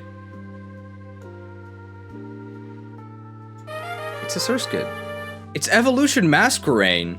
This is a Pokemon they gave a 40 BST stat boost to. They gave it almost half a mega, and it's still one of the worst Pokemon in the entire franchise. Surskit. More like Surskip! Bad. Zubat. Well, Crobat is really fast, so it moves first. And then what? Zubat has absolute dumpster tier stats. These are unusable. Gotta get to level 22 for Golbat. Good luck with that. Golbat's stats are also terrible, and I'm not even gonna show you Crobat's stats because you're not reaching Crobat. Increasing friendship in this game is almost impossible. We'll talk more about it later. Oh, don't worry. All you have to know is Zubat, more like Zubad. Ugh. Aaron. Really cool Pokemon. Coolness does not count for anything. These are Aaron's stats. Could be worse. Get used to it because 32 levels to Lairon, 42 to Aggron. Yeah, you're probably not seeing either of these. But it definitely could be worse. And you all know it by now, but Rock Steel is a deceptively horrible typing. Takes quadruple from everything. So don't actually count on surviving attacks. Probably should go in Orre's Finest, but I like Aaron. And hey, he's in the Elite Four next gen, so show him some respect, okay? Wooper. Colosseum at least had the decency to give you Quagsire. At a level that's on par with everything else. In this game, you get a Wooper.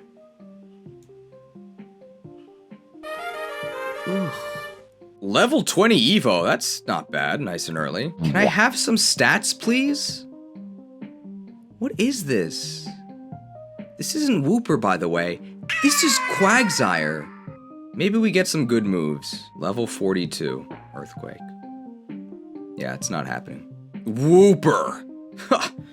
More like Pooper. Water Ground is a very good typing. We'll put it next to Nummel. Dude, look how happy the first 3 are. Very wholesome top of Orre's Finest, I would say. Sandshrew. It's a pure ground type. Level 22 Evo to Sandslash, which is quite fast, and Sandslash does have 100 base physical attack, which isn't great, but for this game, I guess that's kind of okay. So the question is, how early is Earthquake, or any reasonably usable move? Level 24 Slash. And no Earthquake. Ever. It's probably better than Mightyena. Horrible. It doesn't even get Dig. I can't dig it. It's a wild Pokemon, so you have to actually go through the effort of luring it to the Pokespot, and you can't get another Pokemon until Sandshrew leaves. Sandshrew, more like Sandshoe! Get out of here. Horrible. Gligar evolves into Gliscor. We just talked about in the Teal Mask tier list about how much I love Gliscor. It's a very well-balanced tank Pokemon, takes hits, and dishes them out. As soon as you can get Gliscor... Oh, this thing doesn't evolve?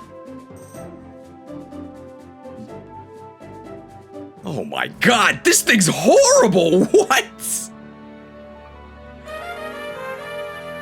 I might actually be worse than Ladybug. I know what you're thinking. Come on. Gligar's not worse than Ladybug. Oh, it is. Ladybug can at least set screens. Trapinch. People really love Flygon, including me. Unfortunately, you don't start with Flygon, you start with Trapinch.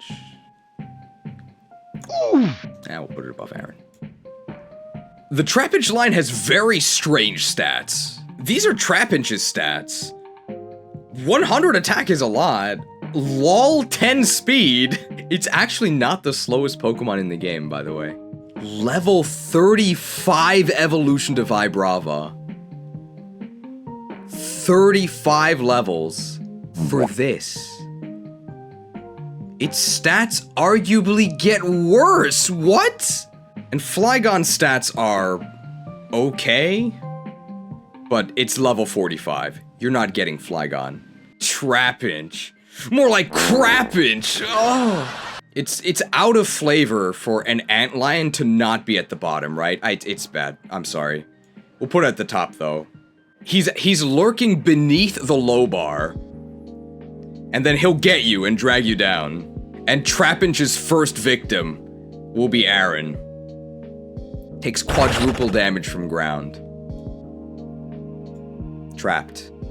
These three at the bottom here, Meditite, Shuckle, and Larvitar, are actually not at the Pokespots. What happens is you catch a certain Pokemon from a Pokespot, and then you trade with Duking for them. And they are trade Pokemon, so that means they get 1.5 experience, which inherently makes them a little bit better. How good are they? First up is Meditite. You trade a Trapinch for this. Should you pick up Meditite? Yeah, you might. They all come at level 20, no matter what level the Pokemon you traded for it was. It comes with an almost functional moveset. Confusion is stab, but unfortunately, you are a physical attacker, so it doesn't actually do anything. Dynamic Punch does massive damage 50% of the time. You should probably just give it Brick Break, although I'd rather give Brick Break to Breloom. And Shadow Ball it's not stab, but it is 80 base power, and the big draw of Meditite is that it does have pure power, so it effectively has a really big attack stat. I think considering the 1.5 EXP boost, yeah, I would say that Meditite is okay. The main thing is that there's RNG in whether or not you can actually catch the Trapinch, so Trapinch has to appear, then you have to catch the Trapinch, and then you can trade it, and then get the Meditite. It's okay. It's probably worse than these guys. Hey, you can high jump kick them at level 32. That's not bad. Although keep in mind, it's not the modern high jump kick that actually deletes the enemy. It's just a pretty good fighting move. I think if this was just a shadow Pokemon you were guaranteed to snag, like it was in the first game, I'd probably put this at the top of okay. But because of all of the extra layers of RNG and hassle, it's probably just bottom of okay. If you can get it, it's probably pretty good. Shuckle. If you can catch a Surskit, you can then trade it for Shuckle. You got scammed. Met in a fateful encounter when... It doesn't finish the sentence. Substitute, useless, toxic, not what you want to be inflicting in this game. Sludge Bomb does 0 damage, Encore does nothing. Useless! Trapinch had 10 speed, Chuckles got 5. Now let me be clear, walling in this game is useless because any shadow Pokemon can do it. And Shuckle is not even a good wall because although it has insane defenses, it has 20 HP. So it still dies to everything. Horrible. What the shuck were they thinking when they made this thing? Rated PG. Larvitar. Tyranitar needs no introduction, right? One of the best Pokemon ever, has insane stats. And this one does have a 1.5x experience boost since you do get it from a trade. Unfortunately, it is still Tyranitardy. You give up a Wooper, you get this thing. Outrage is only 90 base power, it's also not stab. Dragon Dance, why are you setting up? Just kill them. Sandstorm becomes useless once you actually reach Tyranitar, but that's the problem, right? You're not reaching Tyranitar. Even with the 1.5 experience boost from the trade, it's not happening, okay? Larvitar is in the slow XP group. It's not happening. You're just not getting Tyranitar. Don't think of this as me putting Tyranitar in the finest. It's not Tyranitar. It's a Larvitar. That's all you're getting. Maybe a Pupitar. Sandstorm is also most likely actively bad because it's going to be hurting your team. It's probably better than Trapinch. So that was every Pokespot Pokemon. Barring Meditite, who I don't know if it counts because it was a trade. Every single actual wild Pokemon was in the finest, except for Phanpy, which begrudgingly is in the low bar. Wild Pokemon were a mistake, okay? They can't be saved. Let's embrace the shadow by returning to shadow Pokemon, such as Makuhita. A Pokemon that is very okay. Level 24 Evo to Hariyama, which is surprisingly early. I thought it would be later. 120 attack, that's great. 50 speed, that's not great. In terms of moves, we get Stab, Brick Break. Hey, I'd rather have that than Return, right? Arm Thrust, absolutely atrocious. You would never use this once you're fully purified. Rock Tomb, you might actually use that, and 80% of the time, it does actually deal damage. And Hariyama actually gets a very powerful ability in the form of Guts, which increases your attack when you are statused.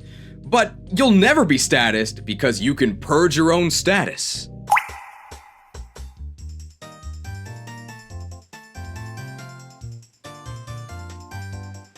With Refresh. Great anti-synergy. Now we can actually move it up, right? We'll put it next to Teddiursa. I think Hariyama is better, but you get Teddiursa earlier. But you also might evolve into Hariyama earlier. It's pretty close. Oh, the OK tier is getting heated. Vulpix. Rejoice. Yet another Pokemon that vaults clear over the low bar. I'd say Vulpix. It's just bad. Vulpix's stats are here. Really couldn't give it 300? No, we'll just stop at 299. Pretty terrible. It is a Firestone evolution. You can go immediately to Ninetales once you get the Firestone, which is in the SS Libra, which is, I think, after the Fennec arc, so you are stuck with Vulpix for a little while. At least Ninetales has actual stats, right? Ugh. Well, at least it's got 100 speed. Now, the main reason Vulpix actually clears the low bar is that it gets Heat Wave.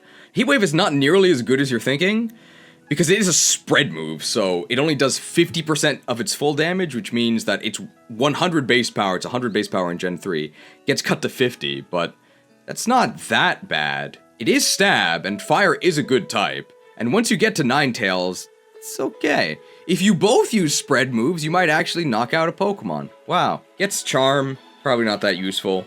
Ember, you would never use this once you get Heat Wave unlocked, because even Spread Heat Wave is stronger than Ember.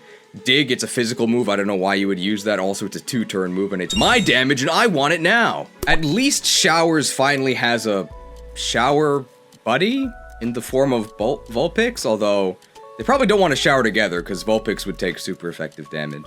But it might be okay, because it's got a good special defense stat, and we all know special defense is the best stat.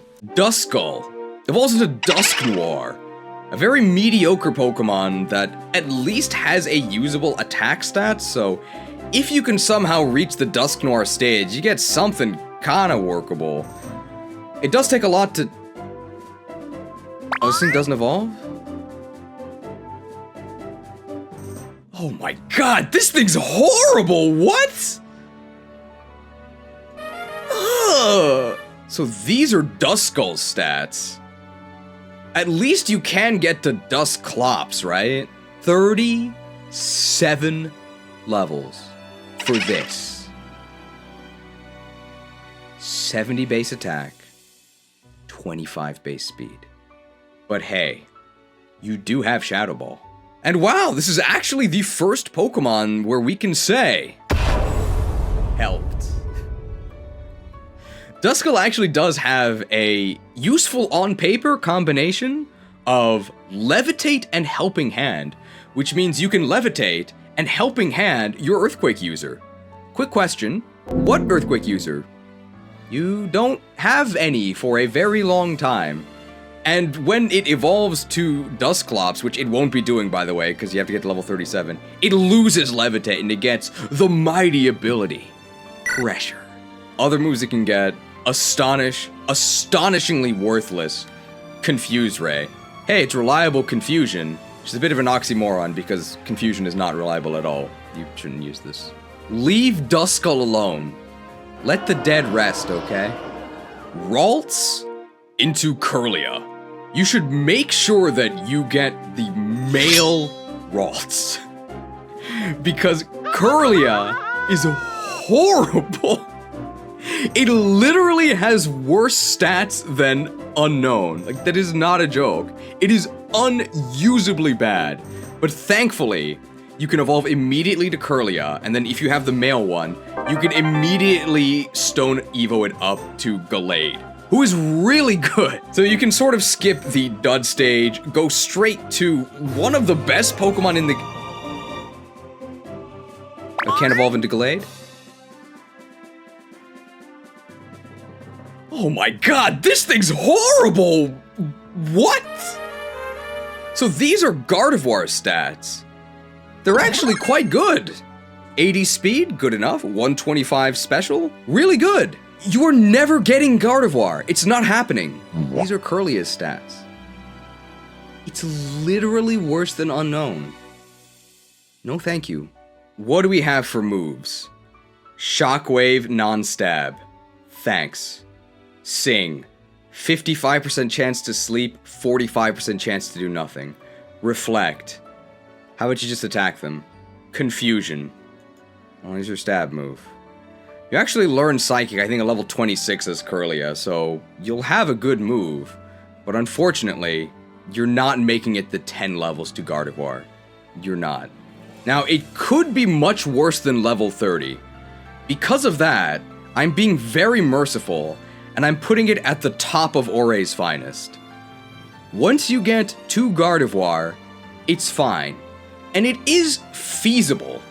But if you're getting to Gardevoir, you're leeching XP from something else for what is essentially bad Espeon. Just use Espeon. But if you picked Jolteon, and if you really like Gardevoir, you could make the investment. I don't think it's worth it. You do at least get the EXP share almost immediately after you get Kirlia. It's just not worth stealing XP from your actual good Pokemon. I wouldn't recommend it. Hold it! Hey, Editor Cheese here. I know people are gonna say that Gardevoir shouldn't be in the finest. I know this because people already commented this on the live. You're right, Gardevoir is great. You're not getting Gardevoir. It's not happening.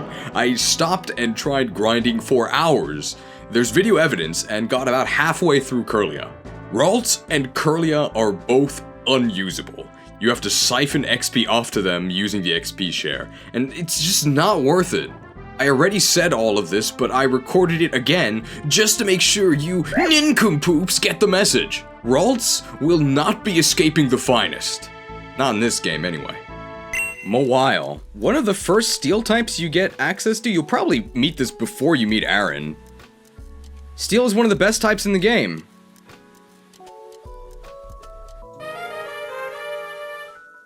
typing only goes so far. So these are Mawile stats. This is it, by the way. It never evolves. This is it. It doesn't actually get better than this. Maybe we get good moves. False Swipe. Okay, 40 base power, but I guess there's the utility for catching. Sing, 55% chance to sleep the opponent, 45% chance to do nothing. Mawile, use your Vice Grip. 55 base power normal move. Non-stab. Iron Defense. Useless defensive move. Cool. Don't worry, Mawile will unironically be good someday. All they had to do was give it a secondary typing, that typing being the best one in the entire franchise, and also give it a 100 BST increase, and also swap its ability into one that cheats BST to give it more attack than it would otherwise have. And then it'll be good. Just keep waiting. Snorant! Make sure that you get a female Snorant. Frostlass is pretty terrible.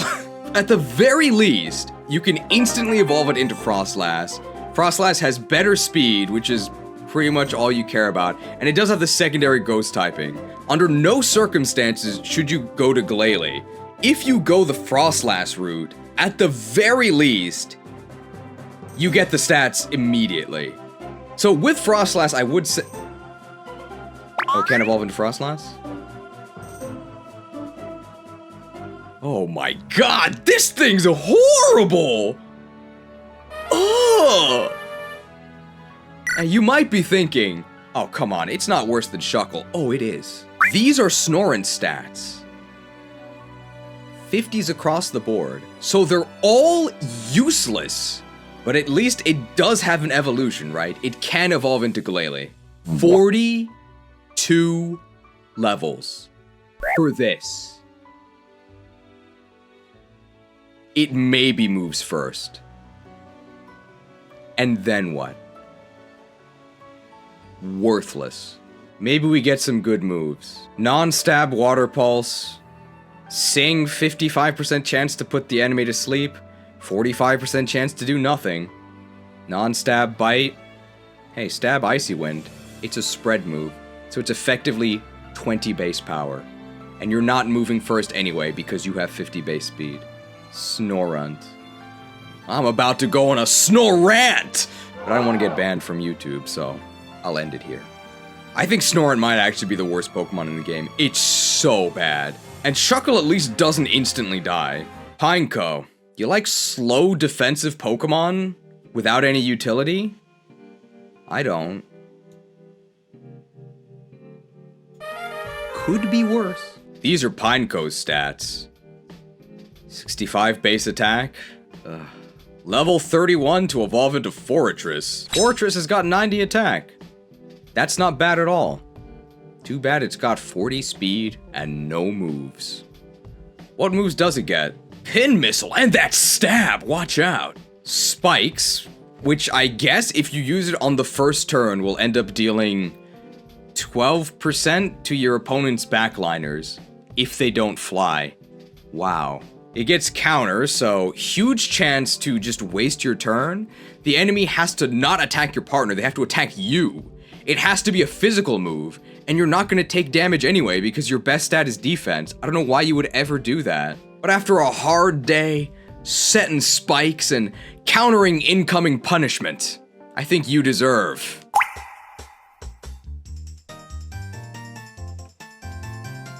to refresh. Forretress. I wish we could see this Pokemon for it less. Oh, that was bad. Pineco. More like Pine-No. Ugh. Not salsa, not flamenco, my brother. Do you know Natu? What is Natu? Great news for Natu fans. I'd say that Natu does actually clear the low bar. What an achievement. Now, Natu's stats are actually kind of okay, right? 70 attack, 70 speed. And you evolve into Xatu at level 25, which is pretty soon. 95 special attack, 95 speed. It's not that bad. Do we get good moves? Future Sight. I guess we don't get good moves. But at least you can do set damage with Nightshade and Aerial Ace off of 75 base attack. It could be worse. Hey, look at that.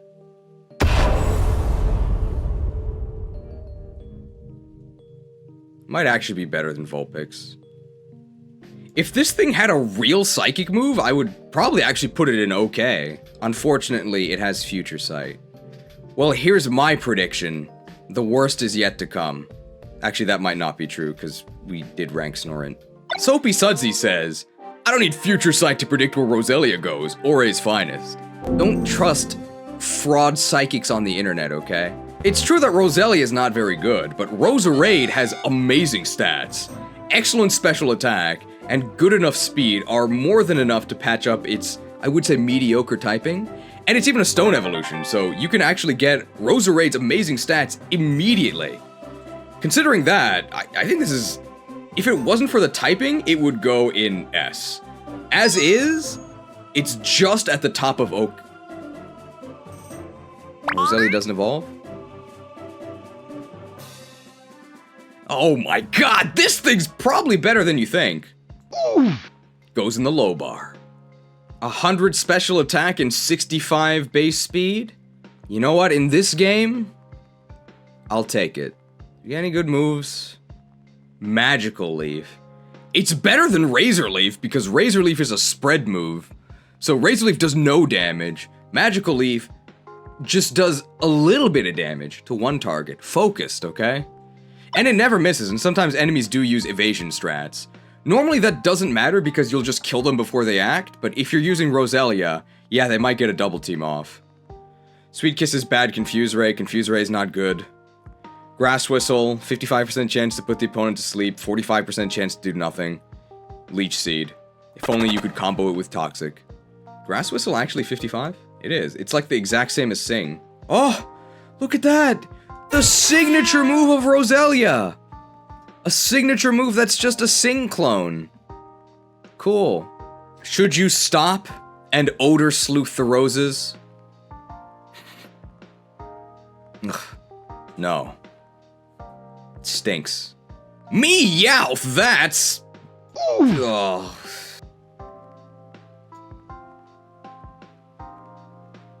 I made a mistake.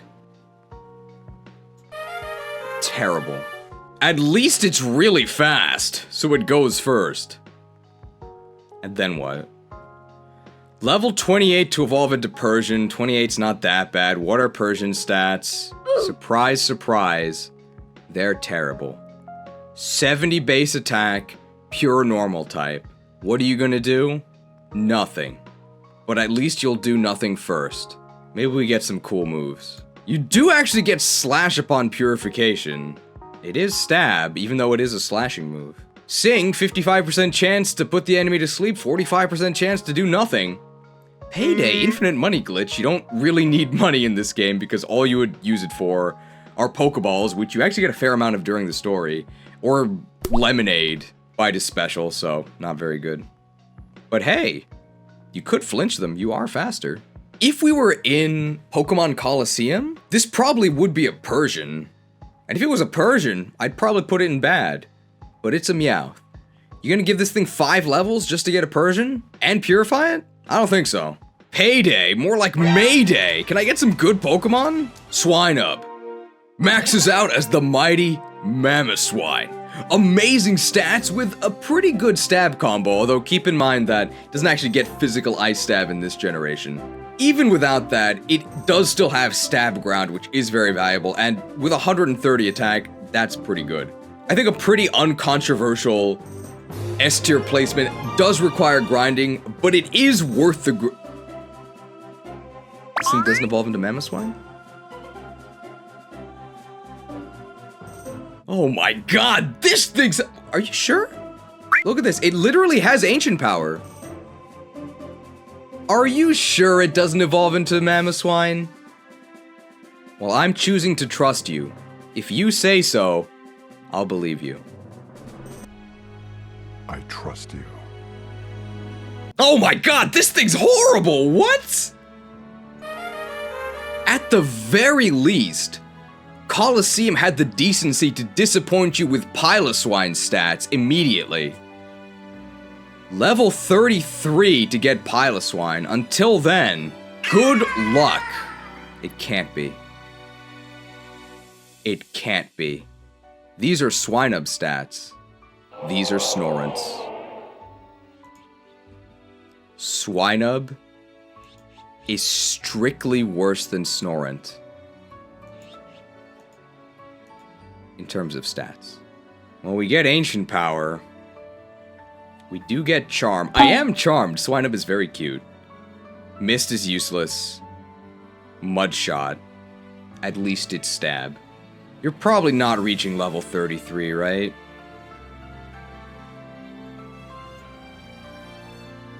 It's worse than Ledybomb. But at least if you reach level 33, you can use Piloswine, which has these stats. What a reward. And of course, it doesn't get Natural Earthquake by level up, so don't think that's gonna save it. Spearow. Never have I been so excited for such a mediocre Pokemon. Thank you, Spearow. It's okay. So quick question, this Spearow's level 22, but evolves into Fearow level 20. Why didn't they just give you a Fearow? Is Fearow too strong? These are Fearow stats. I wouldn't call them too strong, but hey, 100 speed, 90 attack, stab, flying, and normal. It's not that bad. For moves, we've got False Swipe, and it is stab. You've got Leer, so you can give them a menacing look. And I guess reduce their defense. I don't think you would ever use that. And you get Aerial Ace. Really wish that was Drill Peck. But I think you do get Drill Peck from level up. Well, you do get Drill Peck at level 40, good luck. But at least Fearow has unique utility of being able to pass Intimidate drops to your next Pokemon. Passed. Grimer! You like slow defensive poison types with no utility? I don't, but at least it has an attack stat. These are Grimer's stats. 80 attack, okay. Terrible defenses, which only matters because you have 25 speed, so you are gonna get hit. Mono Poison, terrible type. How long until Muck? 38 levels for this. Actually okay stats, aside from the speed. You're not reaching level 38. For moves, you do actually get Stab Sludge Bomb immediately upon purification. If only this wasn't a pure poison type, maybe that would do something. You get Shadow Punch, very strange, but it hits a decent amount of Pokemon. Minimize can be okay for some cheese if you want to try walling the Shadow Pokemon with that, although you really should just use a Shadow Pokemon. And worst comes to worst, say you can't actually do anything to your opponent, at least you can help. Might be able to ooze up to the low bar if it didn't have such a late evolution, and if it wasn't just a useless defensive mono poison type. So basically, if it was a different Pokemon, don't spell Muck backwards at 3 AM, okay? That's my wisdom that I'm gonna impart to you. Seal! One of the worst names in the franchise, really only rivaled by Claydol. Do we clap for Seal?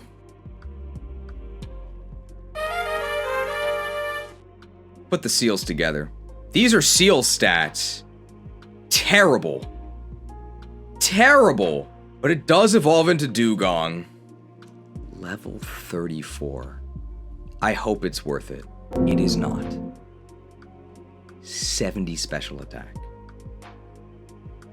Unironically though, you do get good moves. You get Surf upon purification. It does have the spread penalty, but it's not that bad. Safeguard is worthless. Why are you getting hit? But maybe that could save you at some point. Ice Beam actually really good. Unfortunately, Seal is only a water type, so it doesn't actually get stabbed until it evolves into Dugong. If you just want your partner to do the fighting, that is possible. It at least does have good moves. You're not reaching level 34, and once you do, you get a Dewgong. I don't know how to end this. I can't say do it because I don't want you to do it. Don't do it. Seal. This thing should be sealed away. Ugh. Lunatone. A Pokemon that is so forgettable and unimportant, they didn't even add it to Pokemon Moon.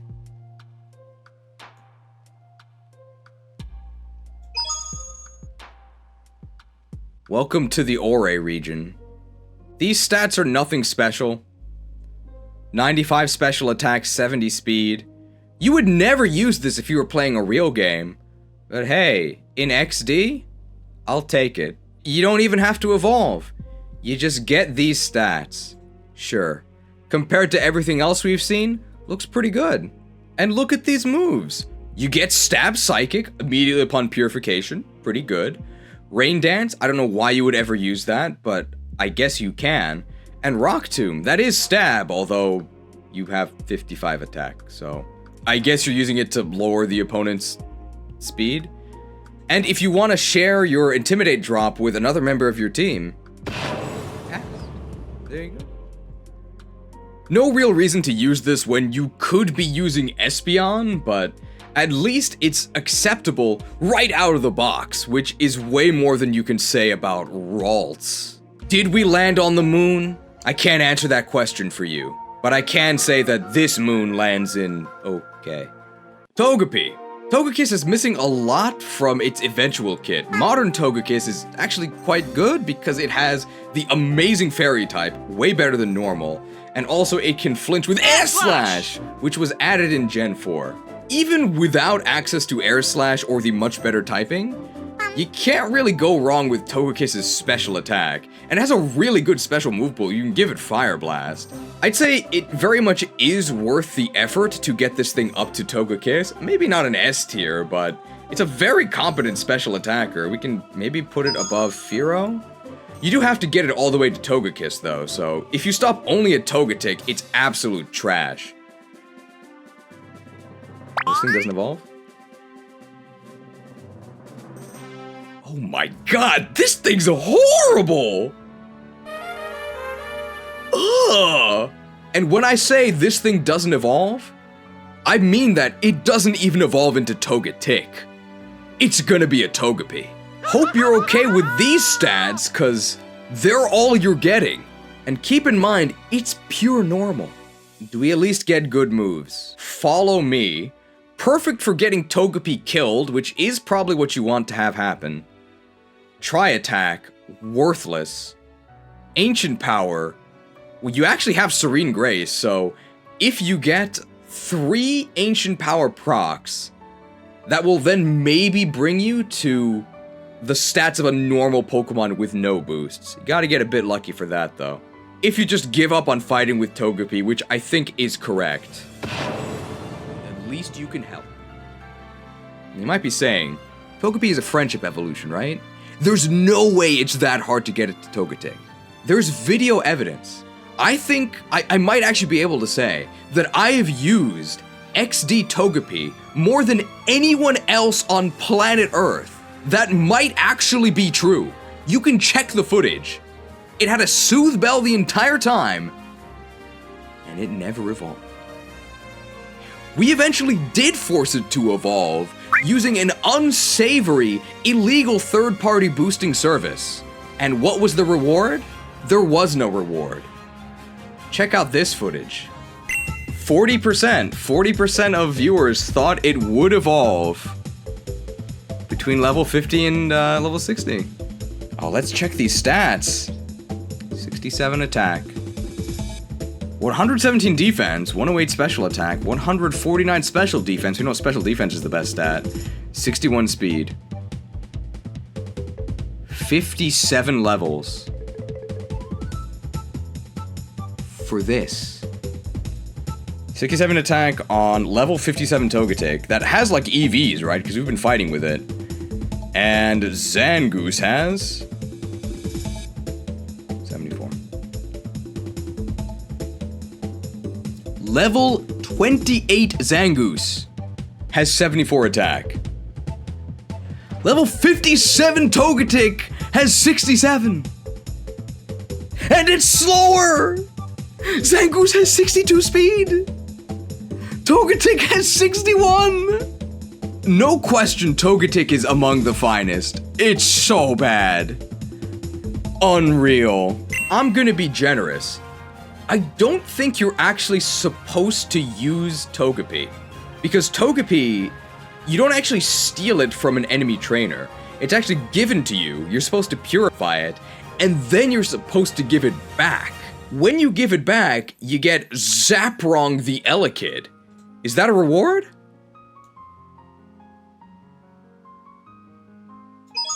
Yeah, it's really good. This thing, Zapron, is really carried by this. Look at these moves. Triple elemental punches, they're all special in this gen, and 100 base power cross chop. Look at that. This is a traded Pokemon, which means it gets boosted XP, starts at level 20, has to reach level 30 to get to Electabuzz, but I think you might be surprised by Elekid stats. Smoochum, Magby, and Elekid, all these Gen 2 baby Pokemon, have, like, surprisingly good stats. This is better than a lot of the stuff we've seen so far. You only have to put up with this for 10 levels? 10 1.5 boosted levels, and then you get Electabuzz. Sure. Usually you'd only agree to a trade if you get something in exchange. The other guy's getting a Togepi. You're getting the Elekid. You're definitely winning on this exchange. Zappy. Nose Pass into Probopass. Probopass is a pretty terrible Pokemon, but at least it does have dual stab, and its offenses are probably better than you think, although I wouldn't call them good. It's definitely among the finest. Maybe about here-ish? Probably more useful than Poison. If it wasn't for Probopass, it would oh, this thing doesn't evolve? Oh my god, this thing's horrible! How bad are Nosepass's stats? Worse offenses than Snorunt. Thunderbolt is a good move. Wish it wasn't on Nosepass! Thunder Wave is actually some okay utility, but you have other Thunder Wavers, no reason you would ever use Nosepass for that. Rock Slide, its stab, hits both enemies. It will never flinch them because you are never moving first with 30 speed. And you only have 45 attack. You know who else has 45 attack? Onix! You don't want to be drawing parallels with Onix, okay? Wouldn't recommend fighting with Nosepass. The Nosepass itself doesn't have to fight, right? Helped. What a worthless Pokemon. It's hideous. It's not actually good at walling, and it doesn't do any damage. Nosepass. More like nose ass! Terrible. Zangoose. Mortal enemies with Seviper. Seviper's dead. Viciously ripped apart by 115 base attack and 90 base speed. Excellent. Look at these moves! You get Brick Break, not Stab, but 115 base attack. It's gonna hurt. Counter, I don't know why you would ever use that. Crush Claw, awesome sounding name. I'd rather have Return, but I'll take Crush Claw. And Zangoose actually does not have Guts. In modern gens, it actually gets Toxic Boost, which is, I think, just strictly worse Guts. It's Guts, except it doesn't work on Burn. So if you get statused, you would be in trouble.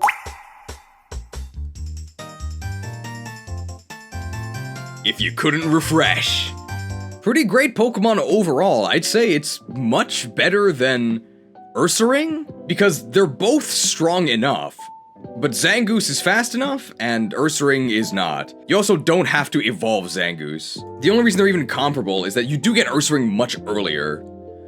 So in that sense, Ursaring is better, but I think Zangoose is great once you get it. You get Zangoose at the very beginning of the key layer, which is actually about halfway through the game. Even though, story-wise, it's like 2/3 of the way through the game. The Zangoose is loose, and no one is safe. Unless they're a ghost type, I guess. You can also move tutor it to give it Body Slam immediately, which is probably better than Crush Claw. Paras! It's a Paras. It's a Paras! It's terrible! You catch it at level 28, evolves into Parasect at level 24. Why didn't they just give you Parasect? Is Parasect too strong? These are Parasect stats. 95 attack, actually not that bad. 30 speed. Unfortunately, it will never act because it takes quadruple from everything and dies. Is Grass Bug the worst type in the entire franchise? It's like bottom 5. In terms of moves, you do get Spore. That's something. You get Slash, you get False Swipe. That's some catching utility. And you're the master of inflicting status. If they want to turn the tables and status you, well, you've got the counter.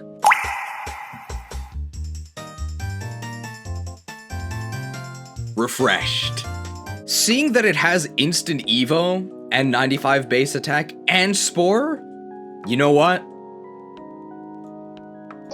I think it clears the low bar.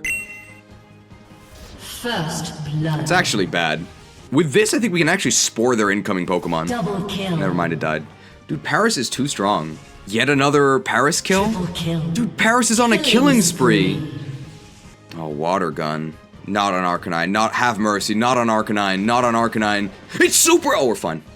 We're gonna get a Quadra kill with Paras, okay? Good night, Relicanth. Forever! Quadra kill. Paras Quadra kill! Rampage. Paras killed all of their Pokemon. Congratulations, Paras. You're a cut above. Growlithe, my loyal companion, evolves into Arcanine with a Firestone. There is only one Firestone. You can either use it on Vulpix or you can use it on Growlithe. You should definitely use it on Growlithe. Arcanine, the legendary Pokemon, has a ton of stats. They're not the best distributed, but they're definitely good enough. Instant 95 speed and 100 special attack. But the main reason you don't want to Firestone immediately is because you miss out on all the good moves you could learn through level up. Turns out that's not a problem because, hey, Flamethrower upon Purification. That's all you need. Decently fast, decently strong Flamethrower with no effort. Is it charming? Yeah, Growlithe's pretty cute. You get Bite, so that's some coverage. 60 base power, but you might flinch them. It's not that bad. Takedown. I wouldn't use this, but it's on your moveset. Really wish that you got Arcanine earlier, but it's not bad. A lot less work than other Pokemon for a lot more reward. Good dog. Shellder. I think this might surprise some of you. I think it's actually good enough to be in bad. Shellder is a Stone Evo into Cloyster, and there are no other Water Stone Evos. Well, I guess there's Poliwrath, but it starts as a Poliwrath. So the only thing you would use your Water Stone on is this thing. Cloyster is traditionally thought of as a defensive Pokemon, and it does excel at defense, but if you look at its offensive stats, probably a lot better than you thought, right? I don't know why it's so fast, considering it's like a shellfish. 70 is not that bad, and 85 special attack, and 95 attack. Like, that's not bad at all. As for moves, you get Takedown off of that 95 attack. Wow. You get Surf? Hey, that stab. Spread is unfortunate, but it's not that bad. Aurora Beam, there is an Ice Beam TM, so you can give it Ice Beam. Aurora Beam is actually kind of okay, though. If they try to cut into your 95 base attack, using something like Will-O-Wisp, don't worry, okay? You could use Cloyster defensively, but I think it's time for a different take. Using a traditionally defensive Pokemon on offense?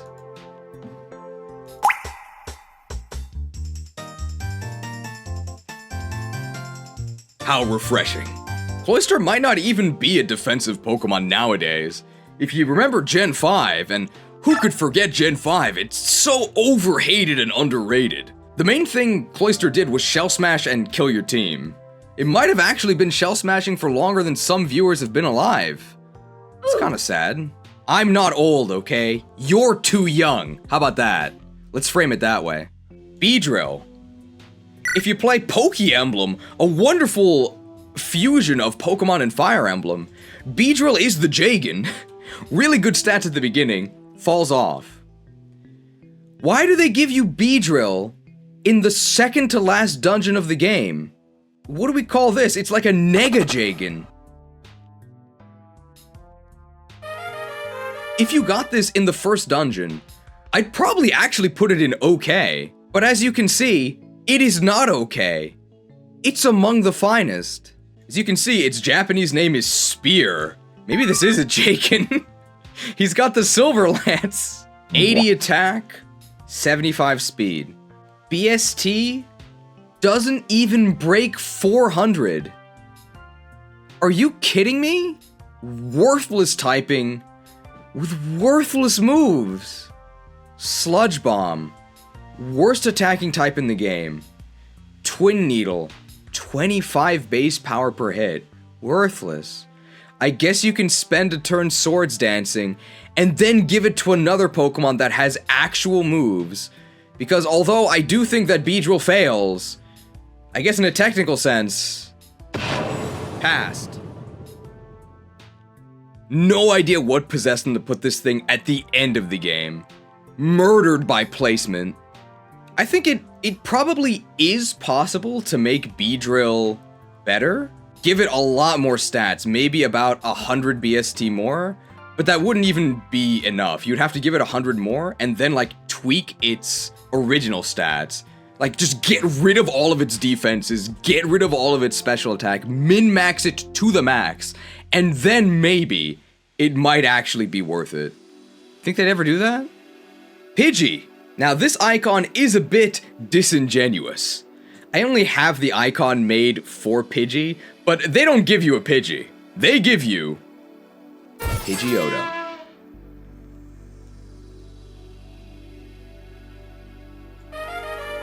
Thanks. It's very weird that they give you a Pidgeotto because it's level 30. Why would they give you a Pidgeotto when Pidgeotto evolves at level 20? 36 levels for this. These are Pidgeot stats, by the way. This is Pidgeot. This is Pidgeotto. This is what you actually get. Is this acceptable? As for moves, we get Wing Attack, 60 base power, stab. Thanks. Steel Wing, 70 base power, non-stab. But hey, it could boost your defense. Feather Dance, reduce the enemy's attack by 2 stages. How about you reduce it to 0 by killing them? At least they can't stop you with Will-O-Wisp. Can't clip these wings because I've got Refresh. Yeah, I think this is actually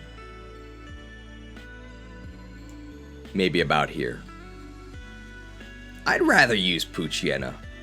For me at least, one of the great mysteries of Pokemon, why is the Pidgey line so bad? Compared to the Spearow line, you have to put in more work for less reward. Why? Tangela. Tangrowth is one of the strangest designs in the franchise in terms of how its design compares to its stats. There's a lot of dissonance because you would expect this, big burly grass caveman to have really good attack. It has okay attack. Its better offense is special attack. I'm sure somebody can make some sort of million-view video essay about why Tangrowth's design is some sort of dissonance, and then put it on their application to Harvard. That mini rant aside, Tangrowth actually does have really good stats. Even though it is a pure grass type, I think the decent offenses combined with utility through powders does at least land it a spot in bad. We've certainly seen... this thing doesn't evolve? Oh my god, this thing's horrible! What? I think I'd still rather use this than Beedrill. Wow. Completely useless stats, except for 100 special attack, which isn't that bad. Too bad it's a pure grass type with 60 base speed. Outclassed by Roselia. Let me repeat that. It's outclassed by Roselia! As for moves, Solar Beam, which you can use every turn after you waste a turn setting up Sunny Day. They'll never force you out because you're hanging on tight with Ingrain. Wow. And hey, Morning Sun, although we haven't talked about it yet, healing moves in general are useless because you can just use items which are more effective, not dependent on the weather, and they also go first, right? Because healing happens instantly, whereas Tangela has terrible base speed, so might actually die before it gets the healing it needs. I guess if you're not actually using items because you're doing some sort of challenge, then yeah, you might use Morning Sun. The question before would you use Morning Sun is, would you use Tangela? And the answer is, no, you wouldn't. Butterfree. So Beedrill was our Negajagan as an early game Pokemon they inexplicably give you at the end. Couldn't let his friend have all the fun, so you get Butterfree. Luckily for Butterfree, it is a lot better than Beedrill. Fastest, most reliable sleeper in the game. That's something. 70 speed. That's not great, but hey, it's better than Parasect, and because of Compound Ice Sleep Powder, it basically has Spore. You can technically miss, but I've never seen it. For moves, you get non-stab Psychic off of 80 special attack. Wow. Morning Sun, pretty useless for the same reason that Tangela also doesn't use Morning Sun. Sleep Powder, your best move by far. The only reason Butterfree manages to flit into bad. Aerial Ace, it is stab. Wow, you gotta use it. 45 base attack. May as well not have a fourth move. Imagine your only saving grace being your reliable sleep move, and then imagine being outclassed by Butterfree. That is the hell that is Paris's existence. Congratulations, Butterfree. Magneton! Once you get in the zone, Magnezone, you get some pretty incredible stats. Massive special attack. I think with that, we can put Magnezone, although it does come quite late, maybe at the bottom of okay. Actually, I think we're gonna put it with maybe just below Growlithe. The Magnezone power. Oh, this thing doesn't evolve? Oh my god, this thing is perfectly fine. It's actually better that it doesn't evolve. Because when you evolve, you actually lose speed. You don't need the extra power. Magneton is strong enough. You really want every point of speed you can get. And Magneton gets that. Look at this! Great stats! There's no caveat there. Great stats! It's the end of the sentence. I can't believe I can actually say that. Great stats. For moves, Double Edge, I don't know why you would ever use that. Rain Dance and Thunder combo. Unfortunate to have to use 2 turns for that, but it's only 1 turn per battle, right? You could always give it Thunderbolt, especially if you didn't pick Jolteon. And this is a mechanical Pokemon, right? Doesn't really make sense for mechanical Pokemon to suffer from status effects. But if they somehow managed, maybe they had like corrosion, and they were able to inflict you with some sort of disease, don't worry.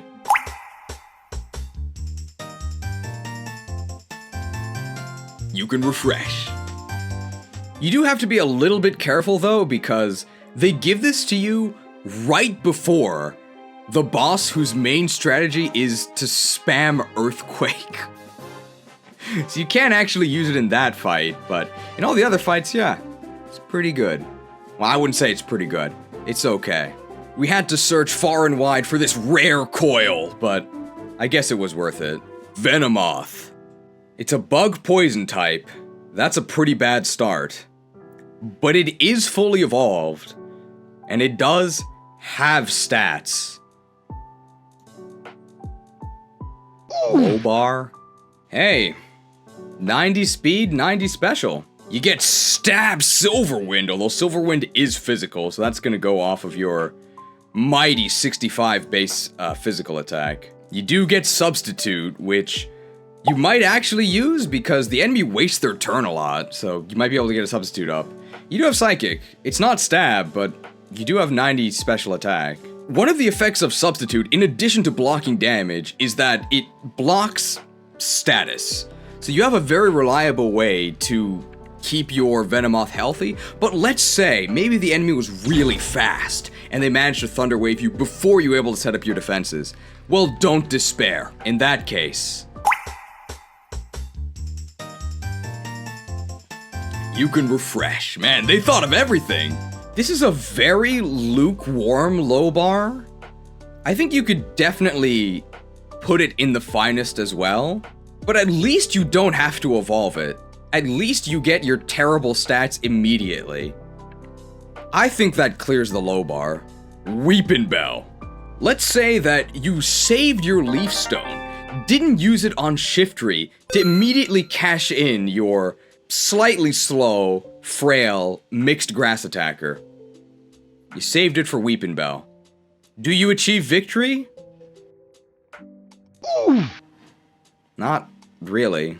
These stats aren't that bad. 105 attack, 100 special, 70 speed. It's actually pretty good. I wish it wasn't a grass poison type. These are Victory Bell stats, by the way, so if you didn't save your Leaf Stone, then yeah, it's terrible. Wow, look at that. You actually do get your dual stab. Magical Leaf, wow. Single target grass move. Sludge Bomb. I wish this wasn't a poison move. Poison's terrible, but it is stab. Oh, sweet scent.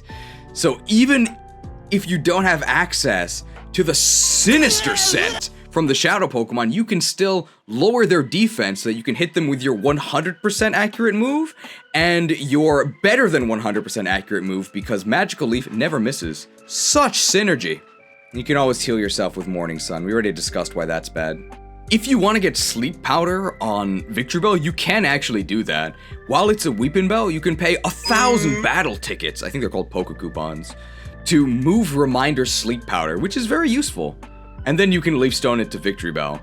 That's kind of okay. Does it get extra points for that? Sure. It's more than a lot of other Pokemon can do. Look at these grass pals. Who weeps for Weepin' Bell? Not us. It does reach the low bar. Shabok! Was worse Weepin' Bell on your wish list? Wishes do come true.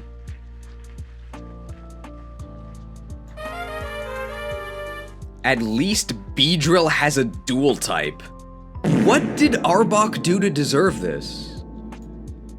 Can I have a stat that's good? Just one. At least give me 100 attack, please. Get Sludge Bomb upon Purification. That's the best move it'll ever get. At least it's Stab.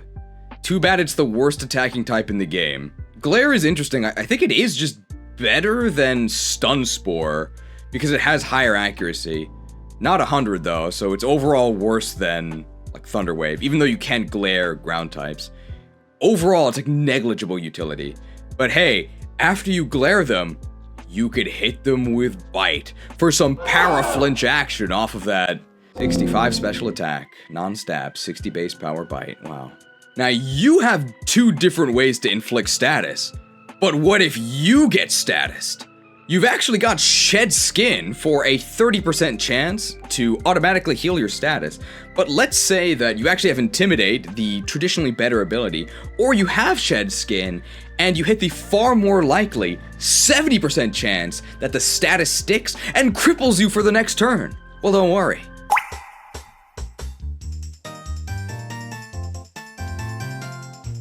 Refreshed.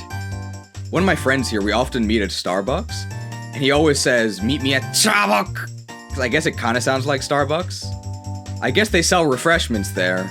In Arbok's defense, it gets a lot stronger once it evolves into Seviper, but that's a pretty hefty level grind. You're not gonna reach that, so unfortunately, we just have to assume that it caps out at Arbok.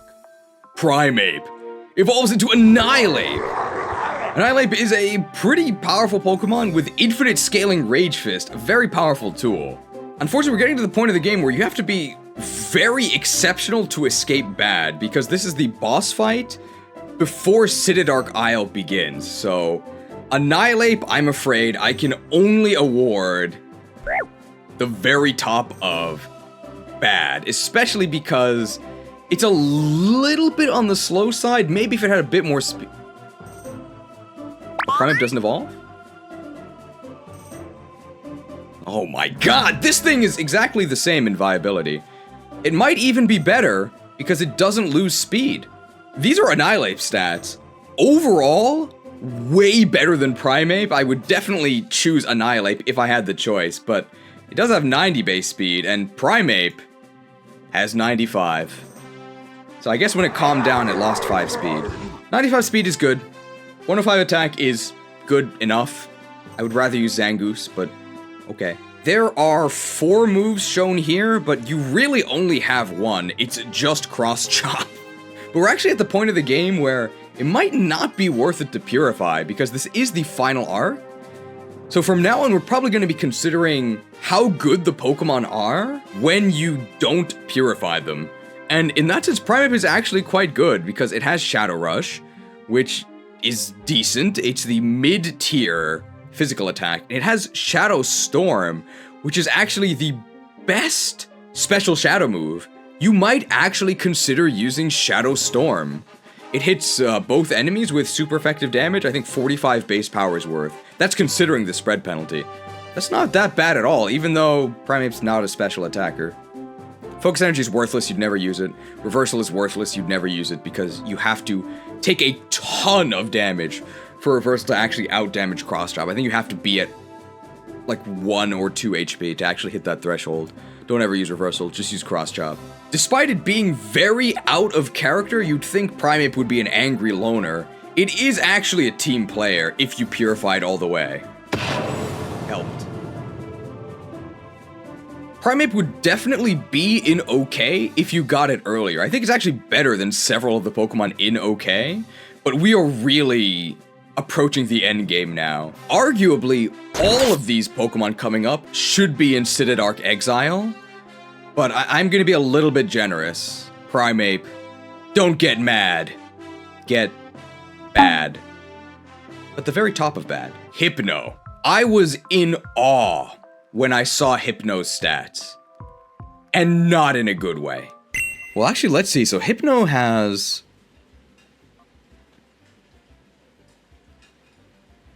Is this a joke? Look at Hypno's special attack stat. Look at Primeape's special attack stat. Hypno has 54 special attack. Primeape has 56. Is this the ultimate result of the Shadow Pokemon project? A level 34 Hypno with 54 special attack? This is so sad. Hypno. If I'm having a nightmare, please use Dream Eater on me. Please let this end.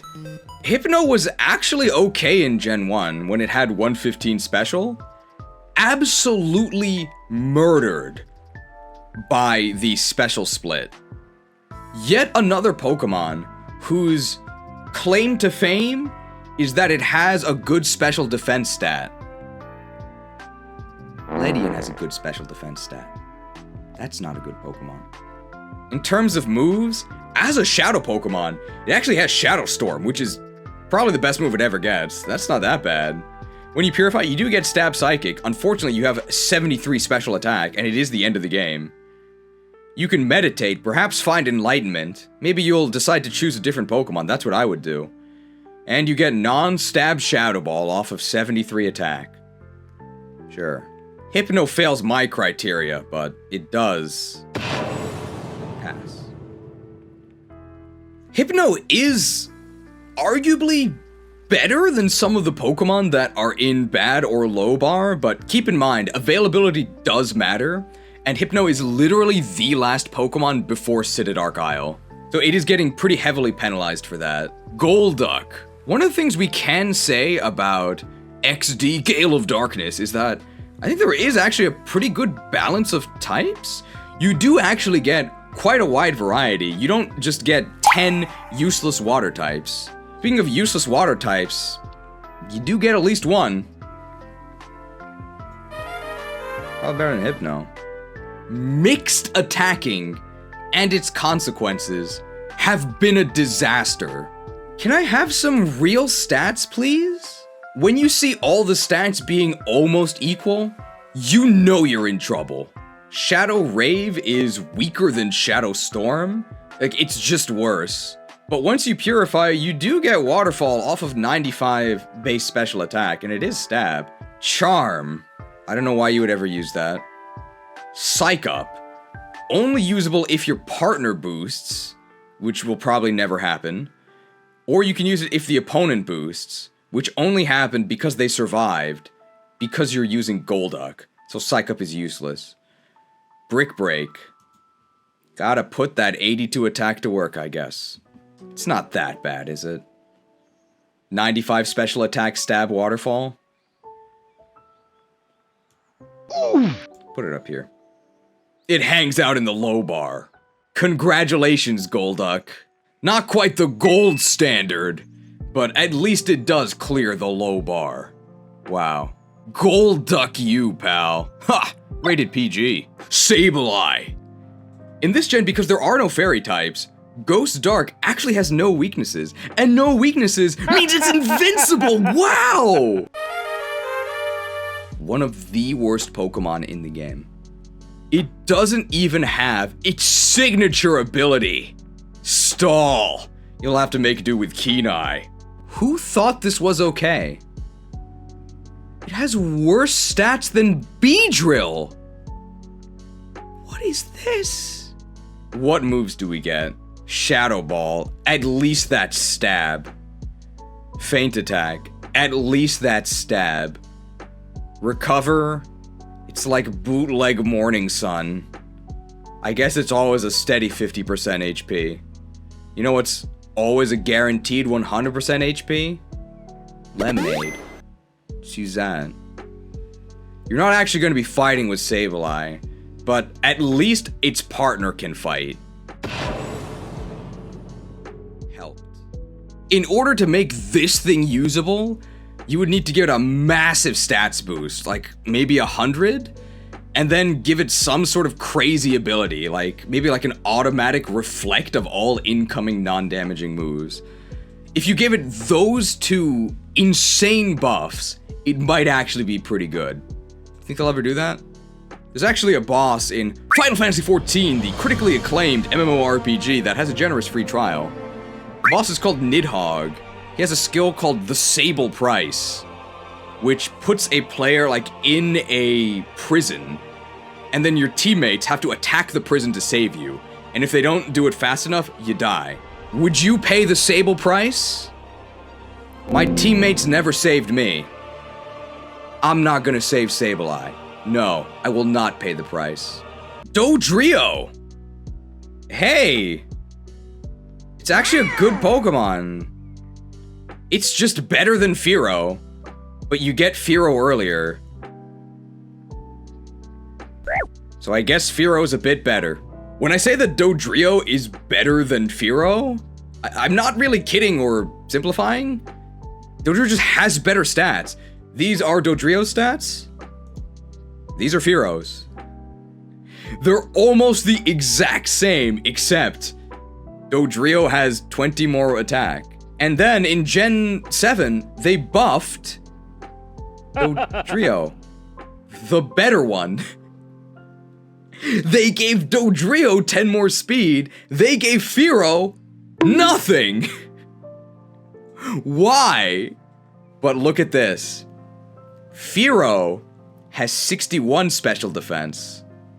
Dodrio only has 60. So I guess Fearo's better.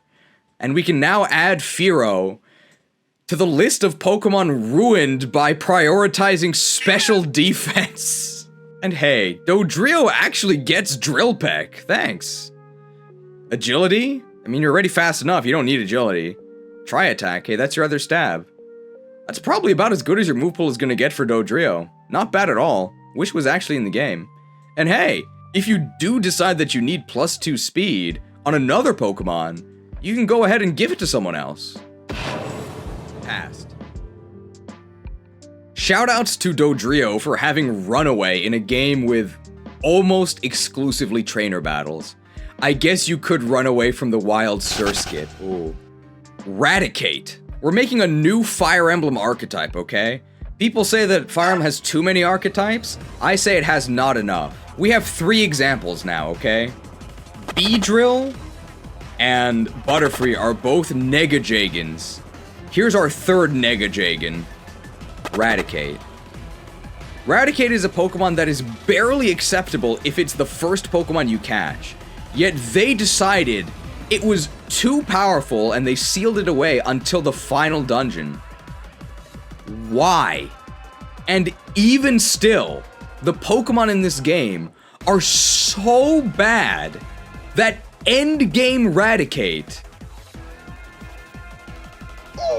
is not even as bad as it gets. I think it is in the low bar.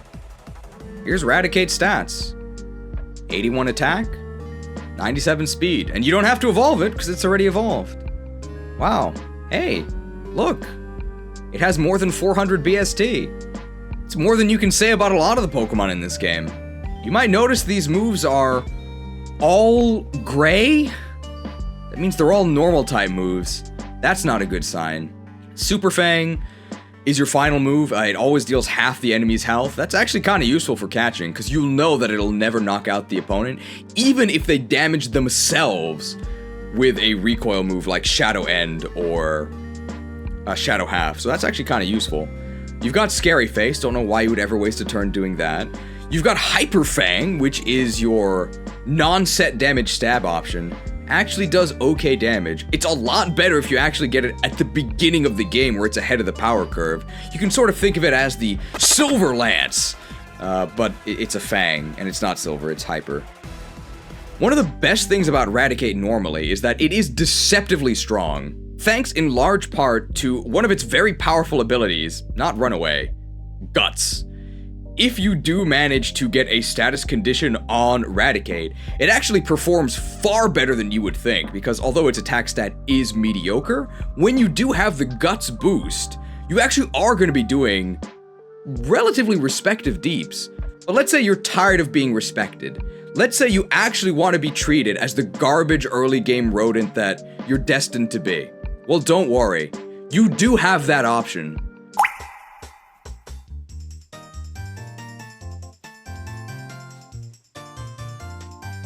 Refreshed.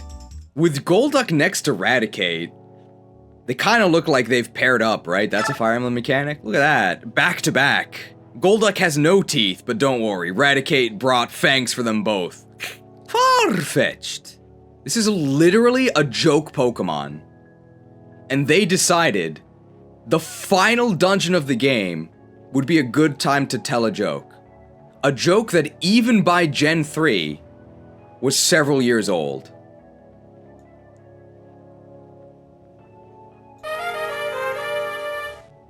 I'm not laughing. Hey, look on the bright side. Strictly better stats than Snorunt. In terms of moves, Farfetch'd moves actually aren't that bad. You do have Slash and Aerial Ace, so there's your dual stab. And Slash has synergy with its unique held item, its PRF if you will, the Mighty Stick. So the stick gives you a very big crit increase. So combined with the stick and Slash's natural high crit rate, it's Swordmaster Farfetch'd. You're gonna be landing those double damage crits, I think 25% of the time? So if you crit, it's almost as if you're using a real Pokemon. Wow. At least Swords Dance is one of the boosts you might actually want to give to a teammate, so you could Swords Dance and then passed. One of the areas where Farfetch'd unironically excels is in being mocked. If you're not clear on what the joke is with Farfetch'd, it's based on an Eastern idiom about a duck that comes bearing leeks, because you're supposed to cook the duck with the leeks. So if the duck comes to you with the leeks, it's too good to be true. Well, don't worry, it's not good. It's bad. The Farfetch'd you received in an in-game trade is named Ducks. More like sucks. And I'm not done yet. Farfetch'd. More like fart-fetched. Please subscribe. Altaria. It's a dragon type. Dragons are strong, right? Not this one. 70, 70, 80 offenses. Unfortunately, it is the end of the game. Hey, 490 BST, that's almost 500. Altaria comes in at level 36. Shadow Break is actually the strongest physical shadow move. You get Shadow Rave, which is the AoE move. Solar Beam, I don't know why you would ever use non-stab Solar Beam after Purification. Aerial Ace is stab, but you have 70 physical attack. Heal Bell is Refresh Plus, and we know how good Refresh is, otherwise why would they put it on all the Pokemon? So Heal Bell must be really good. Actually, considering that Altaria does get Shadow Break before Purification, which is an unconditional 80 base power super effective move, can't possibly benefit from stab. That's actually okay. And when I say okay, I mean that I think we can actually float up to the low bar. Congratulations, Altaria. I guess dragons are strong after all. Kangaskhan! I did my best. I guess I could have given it more energy, but is Kangaskhan really worth it? Although I don't sound very enthused, it's not like Kangaskhan is bad. I mean, I'm putting it in bad, but that's mostly because of timing. 95 attack, 90 speed. Sure. It's actually your first Pokemon that actually gets Earthquake. Unfortunately, Earthquake is difficult to use because it is full power on the entire field, so it is going to hit and deal massive damage to your partner unless you use the appropriate partner, one that can actually dodge the Earthquake. Sing, 55% chance to sleep the enemy, 45% chance to do nothing. Tail Whip actually affects both enemies, but it's just worse than Shadow Down because Shadow Down is a sharp defense drop and Tail Whip is only a one-stage drop. Never whip, okay? It's not that bad. And Dizzy Punch is your stab option, has a chance to confuse. Sure.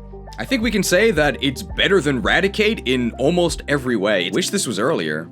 All of the Gen 1 and 2 models were lifted from Pokemon Stadium and slightly retouched, but they didn't treat them all equally. So if you look at Kangaskhan's model in this game, it is very chunky. Kangaskhan is a Pokemon it's not bad at all, but in order to actually bring it to the top of the meta, it would need a huge buff. Maybe 100 BST and some sort of ability that makes it hit multiple times. Not for full power, that'd be kind of ridiculous, but maybe if it had like, I don't know, Bring Your Kid to Work Day or something, where the kid also attacked and did a bit less damage, that would be a really useful upgrade. Do you think they'll ever do that? Bonnet! Are you scared? I am. Hey, 115 attack, that's really good. And you can actually use it with your Ghost Stab, because Shadow Ball in this game is physical. Wish it had more than 65 base speed, though. Why does it have 83 special attack? What region is this Pokemon from? What moves do we get? Feint Attack, that's special, so probably don't want to use that one. Shadow Ball, hey, that's exactly the move we wanted to use. Curse, I'm going to almost kill myself to very slowly kill the opponent. No thanks. Very bad for catching, of course, because it'll eventually kill the Pokemon that's cursed, which is not what you want to have happen. Bonnet is on the slow side, so in case Bonnet's not going to get its action, it could choose to boost its teammate. Helped. Given Banette's very respectable attack stat, I think we can actually... It's got phasing, okay? So, no collision as it passes through all these Pokemon. I think I'd rather use it than Golduck, right? Big damage. And 65 speed isn't great, but it's not, like, the end of the world. If you wanted to make Banette really usable, you'd have to give it a pretty big stats buff. Maybe, like, 100, I would say? But I feel like they're very unkind to Banette, so even if they were to give it monstrous offense, they'd probably give it some weird anti-synergy, like an ability that was powerful, but required you to not attack. That feels like something they would do to Banette. Think they'll ever do that? If Banette was a Fire Emblem unit, what weapon type do you think it would use? Probably axes, right? Yeah, I could see a character like that. Twice already I've said that. This is a PG-rated stream. Maybe I lied. It's Boober. Shield your eyes, kids. Boober evolves into Magmortar, who's got a very, very good special attack, and a pretty extensive move pool that is also shared by Magmar. With the incredible offensive power of Magmortar, I think we can go ahead and put this pretty solidly in bad. I'd say that Magmortar is overall a step up from Boober. I'd definitely take it if I had the... This thing doesn't evolve? Oh my god, this thing's exactly the same. At least Magmar is actually faster. These are Magmortar's stats, actually really good, right? 125 special attack, really good. 83 speed. I guess that's fast enough? I wish it was a little higher. Oh hey, these are Magmar stats. And its speed is higher. Why does it get slower? 100 special attack is probably barely good enough. I guess it's okay. Why does it have 95 attack? Imagine if this was all in special attack. Wouldn't it be so much better? Magmar, in terms of moves, you've got Fire Blast, which does seem very exciting, but keep in mind you've been able to buy the Fire Blast TM for most of the game by this point. It gets Follow Me? Kinda weird to put Follow Me and try and draw enemies to your Boober. Do you think someone would do that in a tournament setting? Possibly illegally with a non-legit fake Boober? They'd never do that. You get Cross Chop, so I guess you can actually use that attack stat. Hey, that's not bad. And you get Thunder Punch. These are some pretty legit moves. Boober's not bad at all. I think it's actually better than Dodrio, right? All you need to get ahead in this world is Boober. I should probably explain that Boober is its Japanese name. I've been saying it for a while. Pinsir usually lives in Heracross's shadow. Well, the shadows strike back, because Heracross isn't in this game. How good's Pinsir? It's pretty good. I say as I put it at the top of bad. You want good stats? Here you go. 125 attack, 85 speed. Great! You want good moves? Well, you won't find them here. Guillotine is your reward for actually purifying all the way. False Swipe. You have other False Swipers, but Pinsir's not bad at it. Submission. Horrible move. I think it's 80 base power, 80 accuracy. This is before the buffs, and it has recoil. So why does it have 2 drawbacks? Why? If you decide that Pinsir alone can't do it, and maybe you just want to give the initiative to your teammate, don't worry. Helped. Pinsir is one Pokemon that I would say you should not purify. Don't do it, because Pinsir's best attacking move, the best one it'll ever get, is this one here, Shadow Break. Shadow Break is the best single target physical shadow move, and Pinsir doesn't have any better options, so just keep Pinsir in the shadows. And I don't think you'll be disappointed. Unfortunately, that means that Pinsir can never scale, because it can never level up as a shadow Pokemon. It's stuck at level 35, but that's good for the rest of the game, which is about 10 more battles, unfortunately. But hey, for those, Pinsir's alright. Not too shabby a showing from Pinsir here, but it is still eternally in Heracross's shadow, since Heracross has the fighting dual type. If they really wanted to make Pinsir better, they would have to do something pretty crazy. Give it a bunch of extra stats, maybe 100. It would definitely need a dual typing, but not fighting, because then it would just be a Heracross clone. You can make a counter Heracross by making it flying, but then it's bug flying. That doesn't sound like a very good combo. You'd probably also have to give it a really good ability. Maybe one that gives it super flying stab. I think if you did all of that, it would be considered a pretty good top meta threat. You think they'll ever do that? Rapidash. It's a fire type. That's pretty good. I'm just so unexcited about this. I'd probably rather use it than Kangaskhan. Rapidash is actually a really late Evo. It's level 40, and Ponyta sucks, but you do actually start with Rapidash, so no problem there. And it's called Rapidash, so it's gotta be really fast, right? 105 base speed. Why is this so slow? It's literally called Rapidash. 130 base speed, please. 100 base attack, which is okay, but you're not going to be using physical attacks because you are a fire type. Enjoy your 80 special attack. With what moves? Solar Beam. It's coverage, I guess. Sunny Day? Hey, that boosts your Flamethrower, and Flamethrower is a good move. And you could then combo it with Solar Beam. Hey! You might actually consider doing that. You have no moves that boost your stats, and yet for some reason, passed.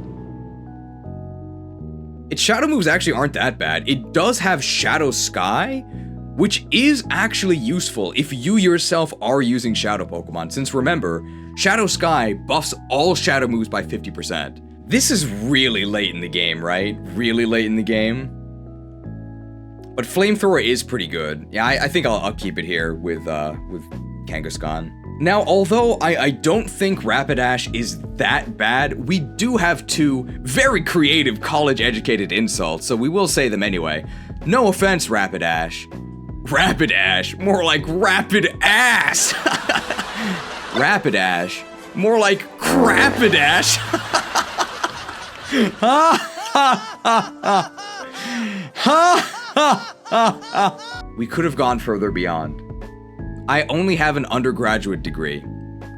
But if I had a doctorate, we could say Rapid Ass. Now, we've talked about 3 Negajagans. Here's another archetype, the Slugma male. They saved the best for last. It's Magcargo. That entire statement was a lie because it's not last, and it's definitely not best.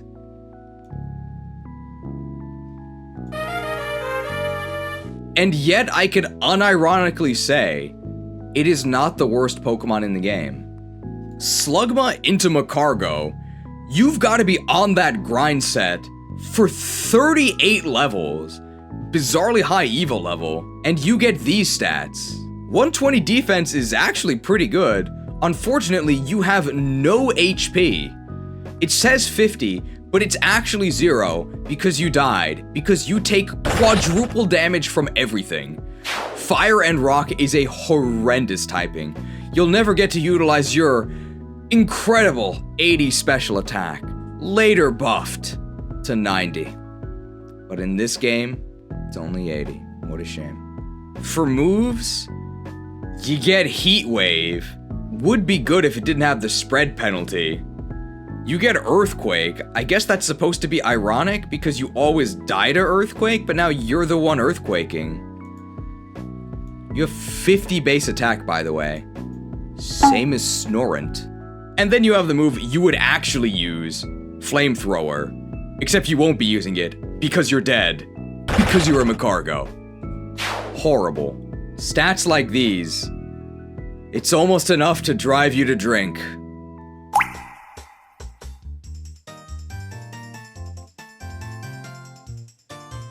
Refreshed. Ah! Quadruple damage! I'm weak to water! I just want to point out how extra useless Refresh is on Magcargo. Because you can't be burned because you're a fire type. And you also can't be frozen because of the mighty magma armor. So the only thing this can actually purge is either poison or paralysis. Amazing. But hey, Slugma males could be the very best. But we choose not to be. I mean, it's better than Sableye.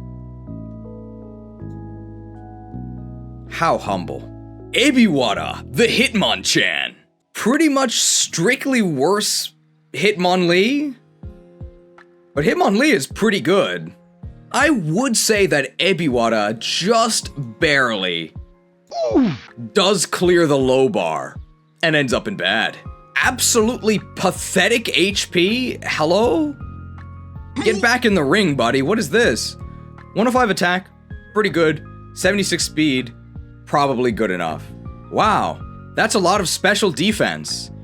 Can I have some attack, please? I don't know if I would actually consider this a Pokemon ruined by special defense, though, because it can actually use the special defense decently well. And it's not like it doesn't have an attack stat, so not ruined by special defense. Congratulations. What are our special boxing moves? Well, we've got Mega Punch, a very mediocre non-stab normal move. We've got Mind Reader. Now our Sky Uppercut will never miss. Sky Uppercut's a pretty good move.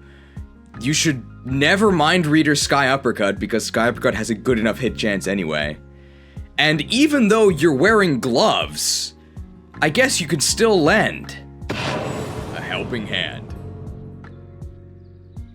Is this the worst fighting type in the game? I think it is, but even that clears the low bar. Wow. Gen 3 is still part of the fighting type training arc, by the way. It's not until next gen, Gen 4, where fighting really starts to be a real type. And then in 5 is when they really started chugging the protein, and they actually had to be nerfed by the fairy type. I actually bought this yesterday. Look at this protein powder. Am I a fighting type? I'll bring this back up when it's relevant, but keep this in mind. Hitmonlee, the Samuara. It's better than Hitmonchan in pretty much every way.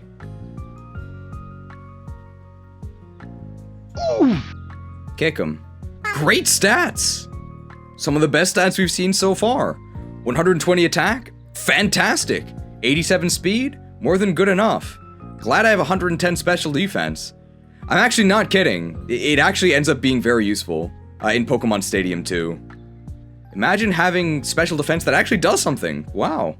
For moves, you've got the ultimate kicking technique, High Jump Kick. Not yet in its final form, but it's still probably the best fighting move in the game. You've got Mind Reader just to make sure you always land your High Jump Kick. High Jump Kick, it's a bit more clear in Japanese. It's Tobi Hizageri, a flying knee kick, which you've seen in Smash Brothers. It's literally the Falcon knee. That's High Jump Kick. And then you also have Mega Kick, which you would never use ever, because it's a normal type move. Now, after a hard day, kicking the snot out of your opponents, you should kick back and relax with a protein shake. On this weight down protein powder that I bought, I think I can show it to the camera. Hopefully I can position this right. You can see here. Okay, so 2-star rating on sweetness, 2-star rating on tartness, 1-star on creaminess, and I skipped this one. 2-star rating for sukkiri. What does sukkiri mean?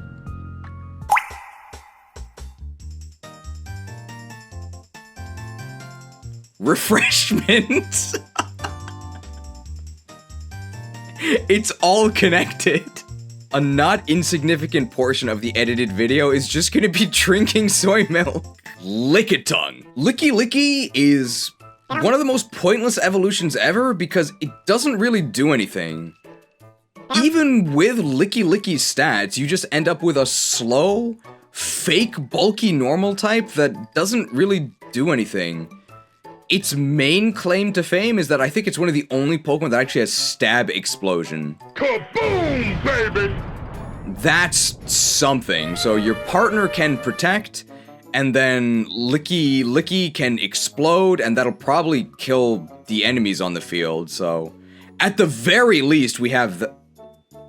Oh, this thing doesn't evolve? Oh my god, this thing's... Are you sure it doesn't evolve? Look, it's got rollout. And to evolve into Licky Licky, you need rollout. Are you sure it doesn't evolve? Well, you are the trusted intern, so I will take you at your word and say that no, it doesn't evolve. I trust you. Oh my god, this thing's horrible! Worst Pokemon in the game. We finally found it. These stats are not very impressive. These are licky stats, by the way. You don't get these. You get these. 55 attack, 60 special attack, 30 speed. It doesn't even have 400 BST. Licky is faster. It passes the Gen 4 Evo Don't Lose Speed challenge. And yet I still feel like we lost. What moves do we get? Double Edge. Hey, that's the strongest normal move. 120 base power stab. 55 base attack. Defense curl rollout. Oh, that's a combo. Causes instant death the same way the Toxic Leech Seed does. You should never attack with Lickitung. Good thing there's something else it can do. Helped. Congratulations, Snorant. You are not the worst Pokemon in the game. But I'd be careful around Lickitung, okay? I think Lickitung is looking for some shaved ice. With as much syrup as you'd like. Stay safe, Snorin. Here where I'm recording this in Japan, it is 3 p.m., so I think I can do this without facing repercussions. Deep breath. Scyther! I tried. Scyther, really great stats. Ooh. Wish it was in the game. Great stats! 110 attack, 105 speed. Perfect. It even has very respectable defenses, 70, 80, 80. And who cares about special attack? Wow, what a good Pokemon. Unfortunately, it's not all good news. Razor Wind is one of the worst moves ever? It's so bad, I'm going to read it to you. This is modern Razor Wind in its fully buffed version. 80 base power, 100% accurate normal move. Look at the turbulent history of Razor Wind. In Gen 1, it was only 75% accuracy. In Gen 2, they gave it high crit. In Gen 3, they took the high crit away. I guess it was too strong. And by the way, this is a 2-turn move. 2 turns for this. You should never, under any circumstances, use Razor Wind. You probably also won't be using Morning Sun. Silver Wind is actually your best bug stab option, which is really sad. But hey, it's 60 base power, which is perfect for that technician boost. Ignore this part. Why would you ever use Razor Wind when you have Slash? Slash is only 10 base power less. Slash actually does have high crit. And most importantly, Slash only takes 1 turn. You know what? Slash sucks! Scyther is probably one of those Pokemon that you also should not purify because it doesn't really gain anything. At this point in the game, you're probably not going to be leveling up at all because the game is almost over. There's like 6 or 7 battles left. And if you purify, you then take super effective damage from enemy Shadow Pokemon and you lose Shadow Rush, which is one of your best moves because Silverwind sucks. So you probably shouldn't purify Scyther. Look at this. National Park Buddies Forever. Good news for Scyther though, it's really not hurt by its inability to evolve into either Scizor or Kleavor because Scyther is the best one anyway. Imagine being able to evolve twice and it being optimal to not evolve. Eevee could never understand. I am talking about in-game, by the way. Obviously, Scizor and Kleavor have their uses in other contexts. You've heard of Braki. Well, what about Raki? That's Chansey's Japanese name. Let me just say, I wouldn't go to the game corner anytime soon. Well, it's not gonna die to special attacks anytime soon. That's about all I can say.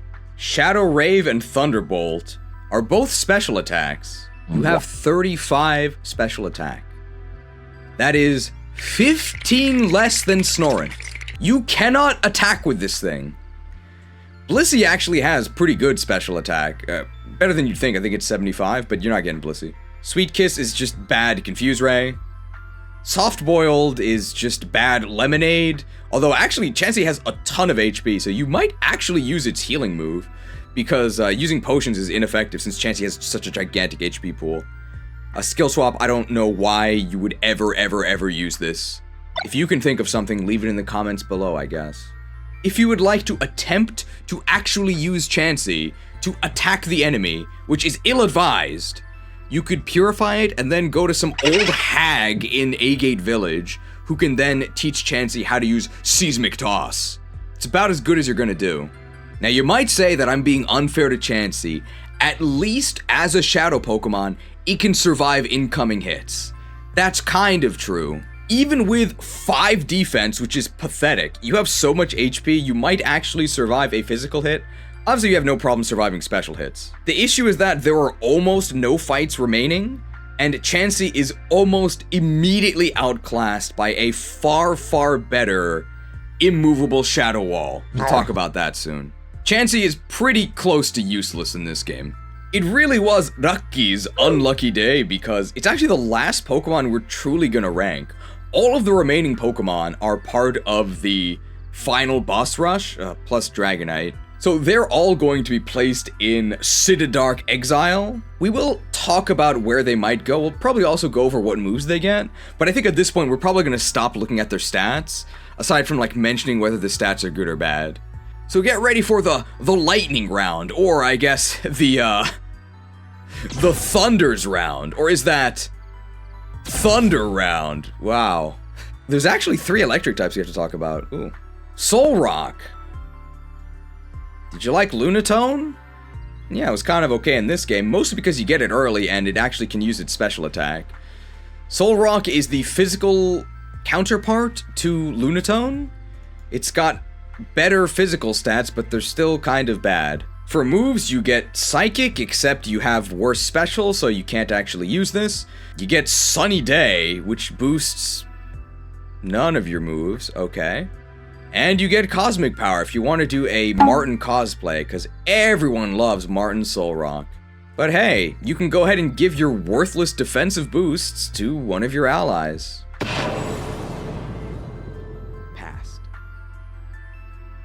I guess for those in Citydark Exile, we'll imagine we were ranking them maybe as if you got them at the beginning of Citydark Isle? So with that in mind, I would probably put Solrock at the top of like Orre's finest. Pretty incompetent attacker, and the support it offers is worthless. Starmie! A Pokemon that has very good stats, and very good moves, and a very good type. It's a very good Pokemon. I wish it was in the game. As a Shadow Pokemon, it actually has Shadow Storm, which is the best AoE Shadow move. It's actually pretty good. It even gets the best physical move, Shadow Break. Wow. You get Waterfall upon Purification? Great. You actually get Ice Beam. Amazing. And this is the master of regeneration. It can both heal its physical wounds with Recover, and if you try Subterfuge by trying to cripple it with status, that's not gonna work either.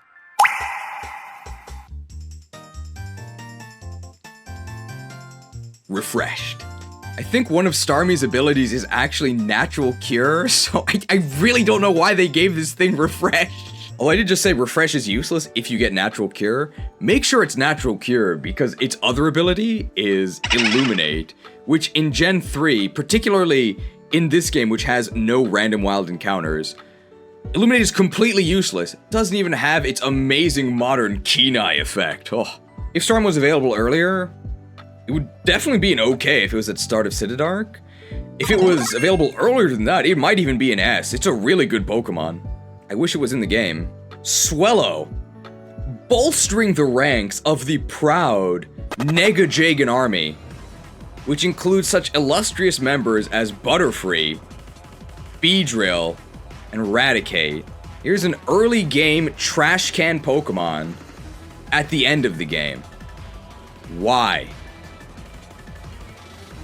It's really fast, so it goes first. And then what?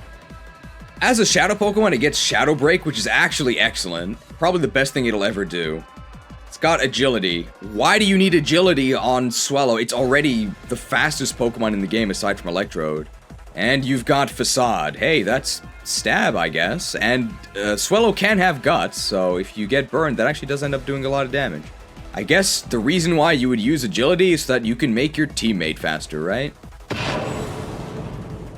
Passed.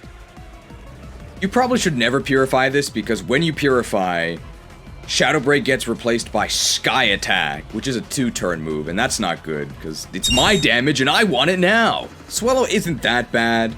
If you got at the start of Citydark, I'd probably put it at the top of low bar. Maybe even at the bottom of bad. I think it would actually clear the low bar. It is a fast offensive Pokemon, it's just a little bit lacking on the offense. Fun fact, in Japanese, Sky Attack is Godbird. I would not worship a god such as Swellow. Electabuzz, or as it's known in Japanese, Elaboo. Didn't we already talk about this? Well, here's the kid. For some reason, you can get Elekid and Electabuzz. This is not a mistake by me. They're both in the game. They're actually separate. Electabuzz is not a bad Pokemon. It definitely appreciates the massive stat bump when it evolves into Electivire. At this point in the game, you're probably not going to be purifying and then going through the effort to evolve into Electivire, which does hurt Electabuzz. Oh, this thing doesn't evolve? Well, I don't have an exaggerated reaction because really nothing would change. But in case you were thinking that Electivire was strictly better than Electabuzz, it's not. Can you guess why? Here's Electabuzz's stats. A very respectable 105 base speed, actually a very useful speed tier. Ties with Rapidash. And here's Electivire. You lose 10 speed. Why? Ah, but you actually gain 50% in speed because you switched in on that Thunderbolt aimed at your Gyarados, right? Yeah, that's a strategy. Electabuzz's stats are totally fine. For moves, you have Shadow Break as a Shadow Pokemon, very good. Cross Chop, very strong. You can make opponents follow you. Probably not what you want to be doing with 57 defense, but I mean, it's your life. You can throw it away if you want. Thunder Wave, very useful for catching. The Shadow version of this, Shadow Half, also actually very useful for catching, because you can have all of the opponent's health, so there's no risk of actually knocking them out. You get Thunderbolt, the best electric move, and you even have Shadow Storm, which is the strongest AoE Shadow move. These are some pretty legit moves. We don't really have to theorize about where Electabuzz would be if it came earlier, because, well, there you go. That does happen. You get Elekid. But if this Electabuzz was just moved to the beginning of Citydark Isle, I guess I'd probably put it at the bottom of okay. It's very legit. I can see what all the buzz is about. Kabigon, the Snorlax. Well, when we mentioned that there was no point to using Chansey, this is what I meant. Here's Kabigon. Its moves don't really matter, but I guess we'll talk about them anyway. Shadow End is terrible. 60 accuracy, this will never hit unless you waste a turn to use Call first to raise your accuracy. Shadow Shed removes the opponent's screens. You don't care about that at all. You can Curse. Hey, it's Curselax. That's a good Pokemon. To boost your Body Slam, so you can actually attack if you want to. The main use that Snorlax has is staying as a Shadow Pokemon, munching on leftovers. Probably the best wall you could ask for in the final fight, when you have to catch 6 Pokemon in one fight. You can just put Snorlax on the field and just sit there munching its apple. It'll never die. Very useful. You do have to be a little bit careful though, because in the final battle, you do face the 3 legendary birds, and their shadow moves, Shadow Fire, Shadow Chill, and Shadow Bolt. They all have the chance to inflict you with a status condition, which would be very, very bad. It would be bad.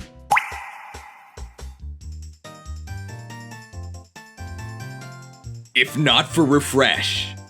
And Snorlax has immunity, so it can't be poisoned anyway, although I don't think a single Pokemon in the remainder of the game can actually inflict poison, so that doesn't really matter. Very useful as a wall Pokemon, the second best Shadow Wall in the game. I wonder who the other one could be.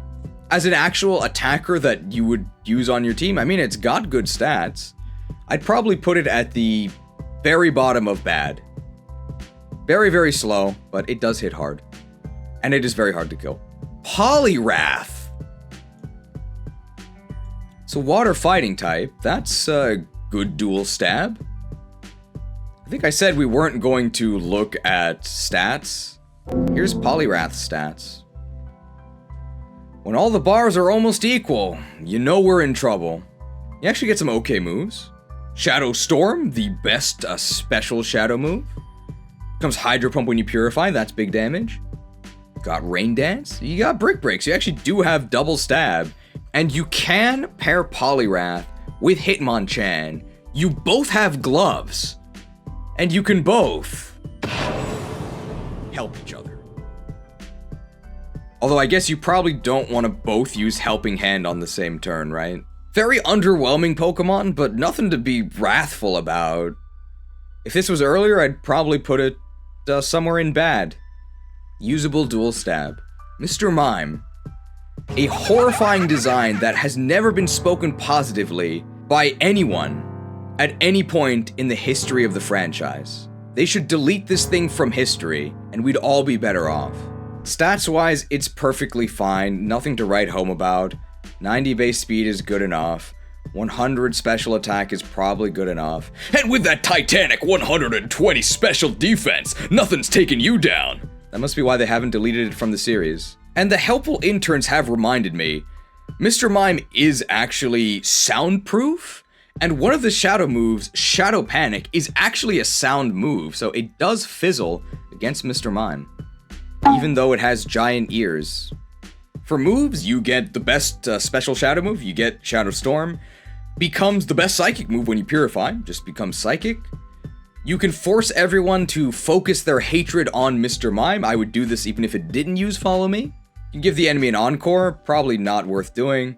And you get Thunder Punch, which is alright, although Mr. Mime actually can learn Thunderbolt, so I think they should have just given it Thunderbolt. Despite all of the vitriol I've just flung at Mr. Mime, like, it's okay. I'd probably put it in bad if it was earlier. Probably can hang out with Boober. Quick question, why didn't they give the Mime Pokemon either Reflect or Light Screen? It really feels like something they should have done. Now in this game, they love giving you unevolved garbage, but at least in this case, they skipped the Diglett and went straight to the Trio. Doug Trio. Super fast, will almost always go first, and it actually does hit you with an 80 base attack, Stab Earthquake. Hey, that's not bad. Modern Doug Trio has 100 base attack, but Doug Trio in this game only has 80 base attack, which is more than we can expect from most of the members of this cast. In terms of moves, it gets the best physical shadow move, Shadow Break, very nice. When it's purified, it gets Earthquake, which is the best ground move, but unfortunately, the main Pokemon Earthquake is going to be hitting at this point in the game is your partner, because if you look at the remaining Pokemon in the game, the majority of them are shadows, and a ton of them are flying, right? Salamence, Lugia, Moltres, Exeggutor resists it, Articuno and Zapdos and Dragonite are all immune. And the rest of this trainer's team, this is Mirror B, by the way, he has 5 Ludicolo's and a Dragonite, so this Earthquake is really not as good as it seems. It's got Charm. They do have very cute noses, so yes, I would say I am charmed. Sandstorm's terrible. Tri-Attack is non-stab, I don't know why you would ever use this, but it is 80 base power, good status. Victory is not a bad Pokemon at all. If it was earlier, probably be top of bad. Earthquake is really powerful, you just have to be careful not to quake your teammate. But because of Doug Trio's unfortunate timing, it has no real quake targets. At least none that are on the enemy team, which is probably the one you want to be hitting. Manectric. This franchise has a lot of electric dogs. Manectric's one of them. I think it's almost strictly worse than Jolteon, except that it gets Flamethrower, which can be kind of useful. Jolteon really wishes it could do that. Manectric comes with Shadow End, which is a terrible move, but you wouldn't use physical attacks with Manectric anyway. Comes Thunder when purified, which would be very shaky, except you can actually set up Rain Dance, which is nice. And you get Bite, 60 base power non-stab, but hey, you might flinch them because you are faster. Keep in mind, this is a Gen 3 game, and electric types only became immune to paralysis in Gen 5, so you can still get paralyzed in this game, which is not a problem.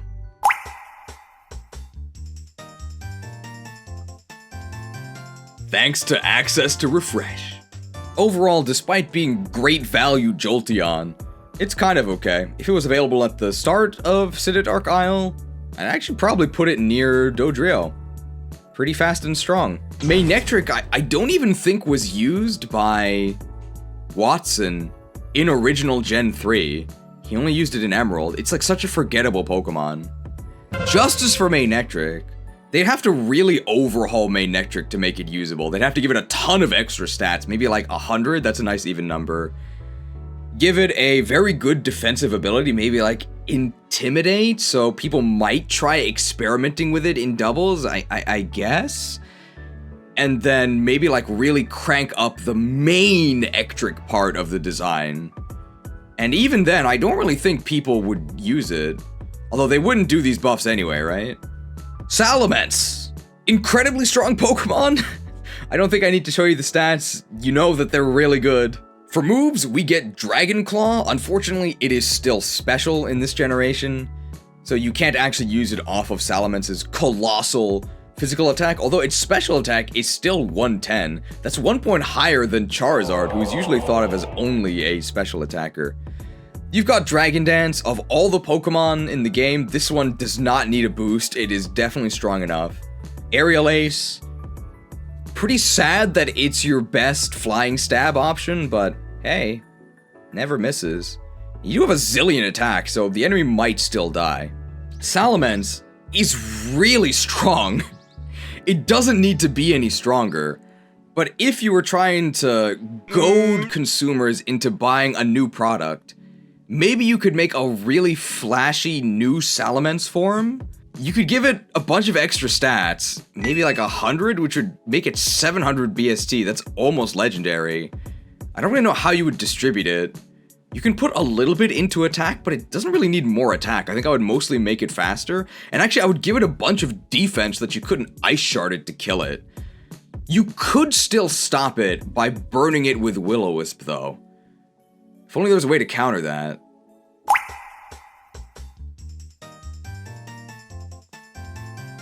Delicious refreshment. Of all the times we've refreshed so far, this is the only time where it's not actually a joke. People did use, specifically, the XD Salamence explicitly, YouTube don't ban me, because it had refresh. Because Mega Salamence was a Pokemon that was so disgusting, it could kill you with only one attacking move. It only needed Return, because Aerial Aid turned it into an absolutely killer flying move. So you would run only one attack, and then if the enemy tried to stop you by burning you, you would unironically refresh and then win the game. So finally, the developer's obsession with slapping refresh on everything actually did pay off in the competitive meta 3 gens later. Salamence, in terms of actual tiering, ridiculous Pokemon, probably the single strongest Pokemon in the game.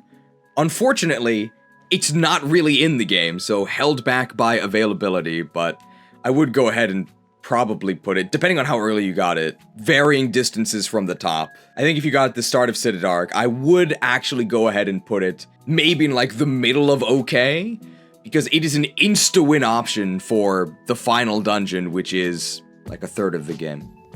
Pretty good. Marowak. Stats-wise, it doesn't look too impressive, but don't be deceived. It says 80 attack, but this thing's thick.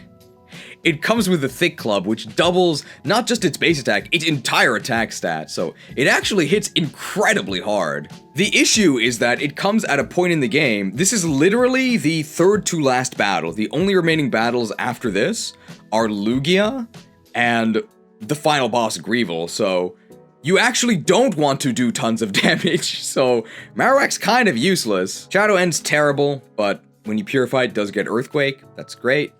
Unfortunately, not quite that good, because for all the same reasons as we just discussed with Doug Trio, not really anything left to Quake that's hostile.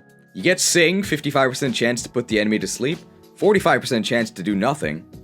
You get Swords Dance, you don't need more attack, you have enough. You do get Rock Slide, which actually is super effective against the majority of remaining Pokemon. That's not even an exaggeration, right? Because it's super effective against Lugia, and the 3 birds, and Dragonite. So you actually do score majority super effective hits, which is exactly not what you want to do, because you do want to catch them. So Marowak, actually pretty close to useless in the remainder of the game. If you got it earlier, I'd probably put it in mid-bad. It's very, very slow, so although it will almost certainly kill the opponent, you're gonna get hit first. Very annoying. Yeah, somebody asked what a Marowak song would sound like. Probably be pretty sad, right? Maybe a dirge. Is there a Cerberus in this game? We have multiple dogs. We could make our own Dirge of Cerberus. I'm sure that was a good game. Lapras, I believe named after the gem Lapis. And unlike the Fire Emblem character Lapis, it's actually blue. Wow. Why is it so smug? For moves, you do get Shadow Storm, the best special shadow move. Becomes Hydro Pump when it's purified. Rain Dance doesn't have any synergy with Blizzard, but it's not like Hail has synergy with Blizzard anyway, right? And hey, you get Heal Bell. It's Refresh Plus, and we know how good Refresh is. Lapras is a defensively leaning Pokemon, so not gonna be doing much damage, which is actually okay, because you don't want to damage the remaining Pokemon that much anyway. In terms of walling, Kabigon does it way better, but Lapras isn't bad at it. If this was earlier, I'd probably put it in high-low bar. Very slow. Lugia. James Turner's ultimate creation. Broke out the purple fill bucket for this one to create XD001. The perfect shadow Pokemon that cannot be purified. Unless you've actually cleared the purification minigame, in which case it purifies instantly. Very evil. Maybe it had a noble heart yearning to be freed. Most of the shadow Pokemon in this game have actually been made easier to catch compared to their appearances in other games. However, Shadow Lugia, I guess because it's just so evil, it actually has its original very low catch rate, so it's actually very hard to catch. Good thing they give you a Master Ball, and they pretty much tell you, hey, Master Ball Lugia, please. You definitely should, because then you instantly win the battle, which is only against Lugia. And then it'll be at full health for the next fight, which is the fight against Grandmaster Greevil, who has 6 Pokemon, all of whom are Shadow. So you can only use Lugia for literally one fight, but it's the hardest fight in the game by far, and Lugia is the best Pokemon you could possibly use in that fight. That's really useful. Lugia here is almost tailor-made to be used in that final 6-catch encounter because all of its moves here are great at that. You've got Shadow Blast, the edgy Arrow Blast. You can use it to do a little bit of damage to the enemy because they resisted, because they're a Shadow Pokemon. You can use Shadow Shed, which actually does nothing because they don't set up any screens. Okay. You can use Shadow Down, which reduces their defense. You can then do more damage with Shadow Blast. Or you can use Shadow Storm, the best special Shadow move. Lots of ways to chip your enemy down. And you don't have to worry about dying yourself. 106 HP with 130 defense and 154 special defense. And you can quadruple these values because you resist all of the opponent's moves because they're all Shadow moves. Yeah, you don't have to worry. You cannot die in the final battle. Not sure what a theoretical ranking for Lugia would be, but you definitely will be using this because, hey, it's in the final battle. I don't know who else you would field. I guess Kabigon the Snorlax in your other slot to actually weaken the enemy and also contribute by not dying. The guaranteed Lugia use is a lot like the legendaries from Gen 5, where you're supposed to use them in the final battle. Very cool, I wish they did that more often.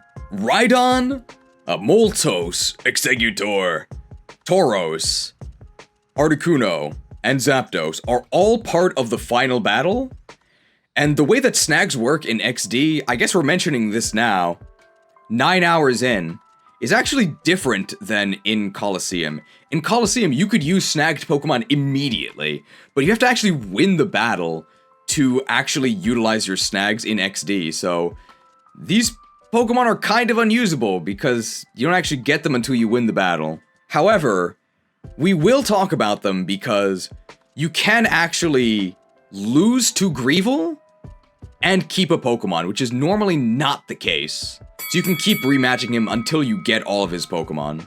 We may as well just put all of them here and then talk about them all at once, right? Because this is all theoretical. You can't actually use these Pokemon in, like, real battles, unfortunately. Rhydon! Great stats. Mega Horn, hey, that's a good move. Scary Face, hey, that's not a good move. Earthquake, wow! The actual best Earthquaker that they give you in the game. Too bad there's nothing left to Quake. They really spam you with Earthquake at the end here. Wow. Did we get this Pokemon earlier? Now, Earthquake is a move that you really want to have boosted by your partner, but Rhydon is maybe too much of a team player because he's the one who tries to do the boosting. Helped. I don't know why you would have Rhydon's amazing attack stat and then choose to use Helping Hand. No way. Moltos, the first of the 3 legendary birds. They all get extra sensory as their special gift from Genius Sonority. Thanks a lot. Morning Sun's okay, but I'd rather just use a healing item. Will-O-Wisp. Useful and competitive, I'm sure. And Flamethrower, hey, that's a good move. And Moltos has pretty good stats. Wish it was in the game. Exeggutor. Really, really good special attack. Comes with Shadow Storm, which is the best special shadow move. You've got Psychic, upon purification, which is the best possible Psychic stab. Shadow Shed, if you want to waste your time and attempt to remove the opponent's screens. Hypnosis, wow. This whole time we've talked about how Sing has a 55% chance to put the opponent to sleep, 45% chance to waste your turn, but now with Hypnosis, you have a 60% chance to put the opponent to sleep, and only a 40% chance to waste your turn. That's worth it, right? And for some reason, you get Ancient Power. It's a physical move, but I think Exeggutor actually has 90 physical attack. That's not that bad. Now let's say you used Hypnosis, but you whiffed, and then the opponent countered with their own status move, which didn't miss. What are you gonna do then?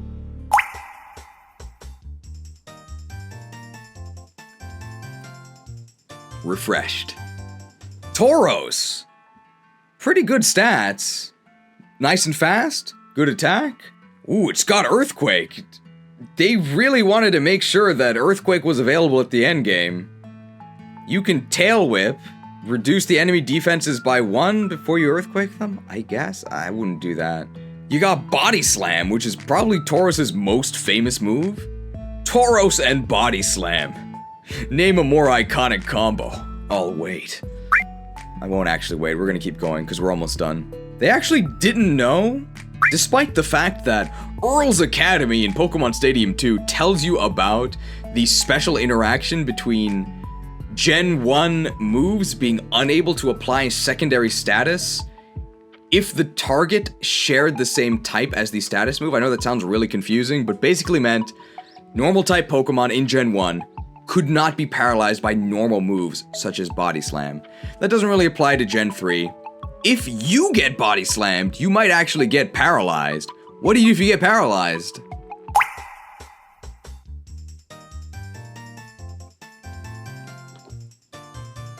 You can always refresh.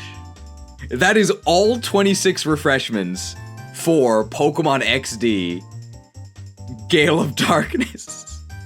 I've actually managed to drink about half of this. It's like lukewarm by now. Finally. I would have turned this upside down to like show that there was nothing in it for like dramatic effect, but it is still like halfway full, so I can't do that. Articuno, another unfortunate murder victim of the Gen 1 special split. I don't need 125 special defense. Can I have special attack, please? Extrasensory, Haze. Haze is pretty useless, just eliminates all stat changes. Ice Beam, good stab. And hey, Heal Bell. Why have Refresh when you could Refresh Plus with Heal Bell? Zapdos! You've got Extrasensory, You've got Metal Sound. I think it sharply drops the opponent's special defense, but it has a miss chance, so Fake Tears is better. And Thunderbolt, hey, that's a good move. Well, you can drop the opponent's stats, which is not something that can be transferred to your ally using Baton Pass. Why did they give this thing Baton Pass? And no boosting moves, what? And last, but not quite least, Dragonite. Dragonite is post-game? You have to catch all of the other Shadow Pokemon, and then you can go get Dragonite. It's actually a legal level, it's level 55, so despite the fact he's owned by a criminal, they actually play by the rules more closely than law-abiding champion Lance does. Ooh, someone should do an investigation. You get Hyper Beam, a move very heavily associated with Dragonite because Lance and his Dragonite spam Hyper Beam. Absolutely terrible, you should never use this. You get Dragon Dance, hey, you don't really need it because you're already really strong and fast, but maybe you could patch up the speed against the 0 remaining fights. And hey, I'll take another Earthquake. Sure. Can I have a dragon move, please? No. You can have Heal Bell. It's better than Refresh, right? It's Refresh Plus. I guess we can go ahead and put Dragonite here at the bottom. Obviously, all of the Pokemon from the final battle are really strong. They would perform really well. None of them really have any caveats to them. They all just have really good stats and really good moves. Except they're not in the game. What a shame. Have fun using Snorant, I guess. Snorant is in most of the game. Ah, okay. We did it.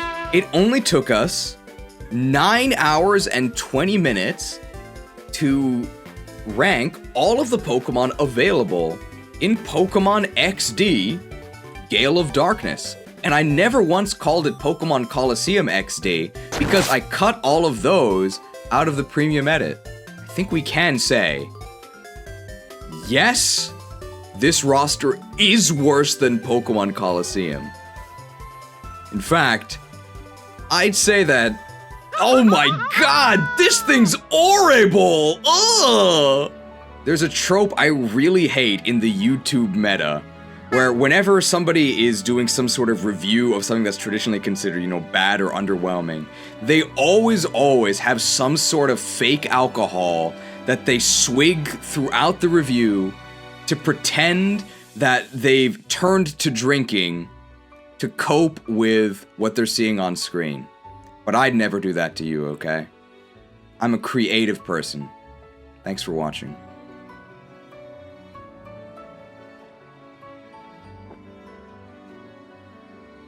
Huge thanks to the most viable Eeveelutions, the mighty Patreons who keep this channel afloat and producing premium videos like this one. Extra special thanks to Senior Intern Agent Ash for the lovely thumbnail. Sorry it lured you into watching this mess. Let's purify.